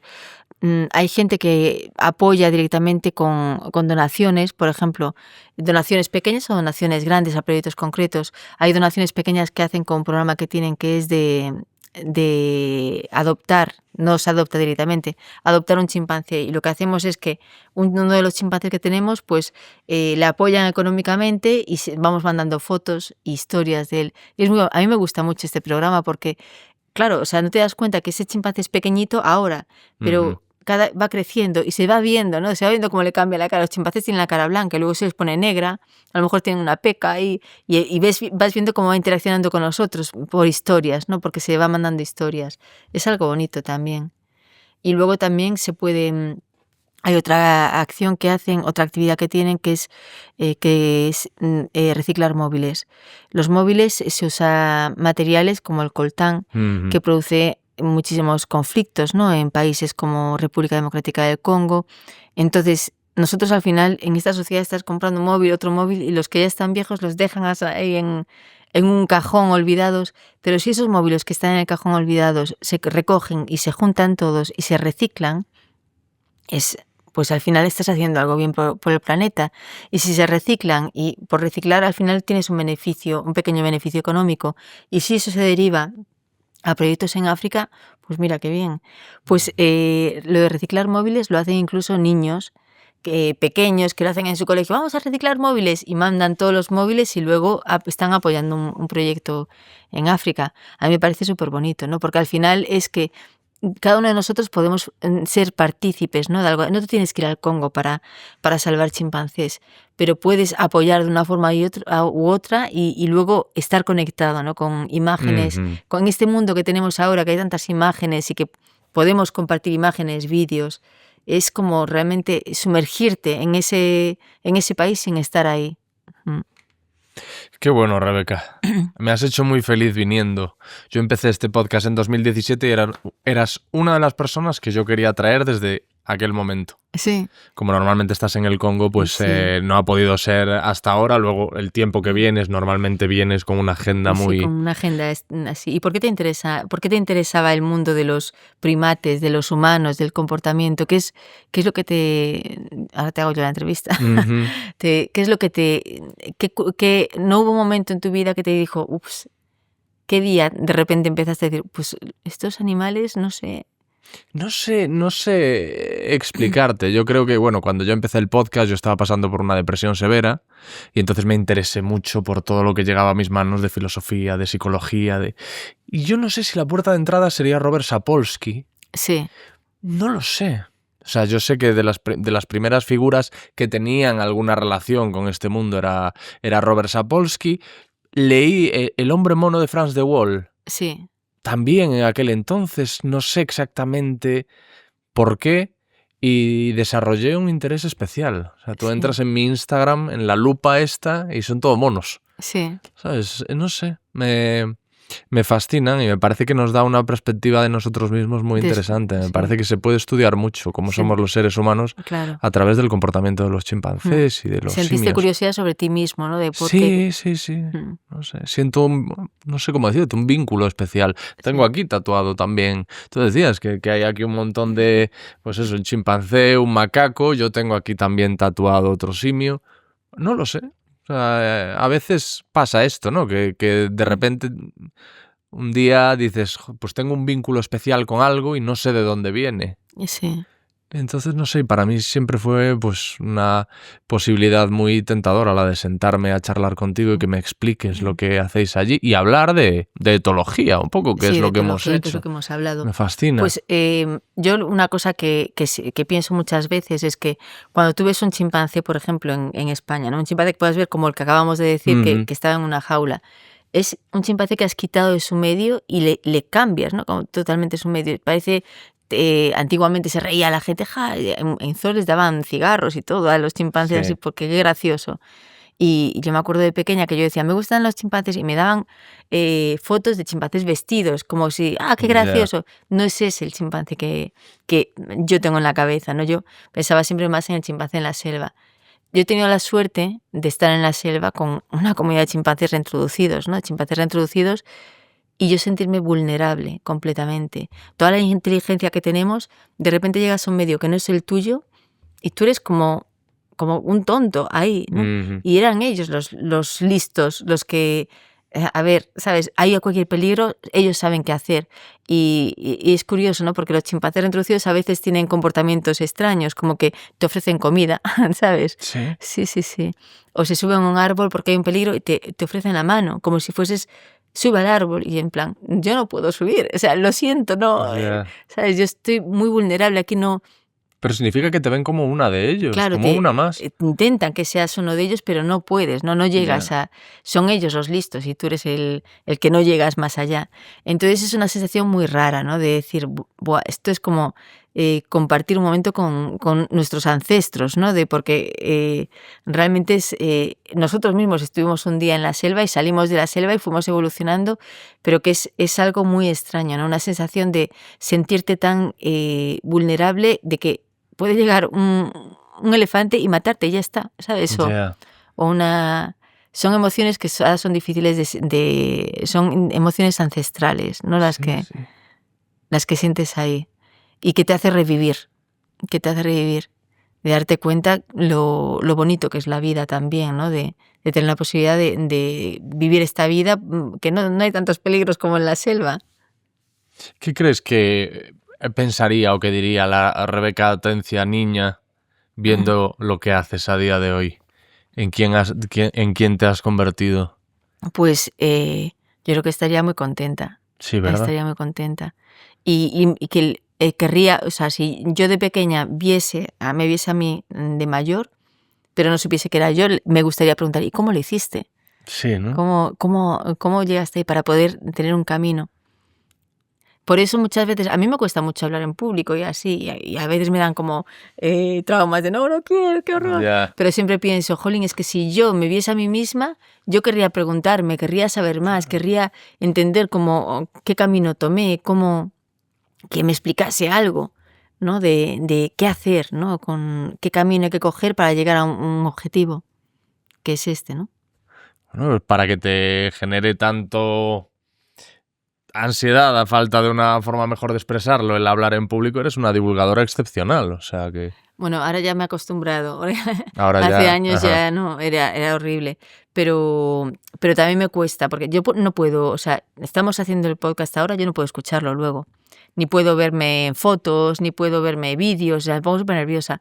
Oigo mi voz y es que no puedo escuchar mi voz. Digo, si queréis escuchar algo, hacerlo cuando yo no esté aquí delante, ni. Es un poco, no sé. Puedo comunicarme, pero luego no puedo escucharme. Ya. Y eres como yo, no se te va el acento gallego de Ya, ninguna de las ya, maneras. lo ¿eh? estaba pensando, no se te va a hacer. Bueno, a mí No, sí no. se me ha ido completamente. Bueno, tienes todavía, Sí. yo creo que Se me queda un poco. podría reconocerte. Sí, sí, sí. Bueno, Rebeca, pues te voy a dejar partir, reiterándote mi agradecimiento. Ha sido una gozada de charla, a la altura de Sí. las expectativas que yo tenía puestas en ella. Sí. O sea que es un placer y que esta es tu casa para lo que necesites. Sí. Me ha encantado que hayas hablado de cosas tan como lo de Sapolsky. A mí me encanta Sapolsky. Porque tengo un libro que me encanta es ¿Por qué las cebras no tienen úlceras? Y luego también de Franz de Waal y de la teoría del apego. Son 3 cosas que además siempre los tengo yo muy en cuenta. Qué bueno. Me he quedado impresionada. O sea, es la primera vez que alguien está hablando conmigo y me habla de esos 3 temas en concreto. Ah, qué bien, qué contento me voy. Sí, Pues claro, ya porque está, pues lo cerramos aquí. Sí, claro. Muchas gracias, Rebeca. Pues muchas gracias a vosotros.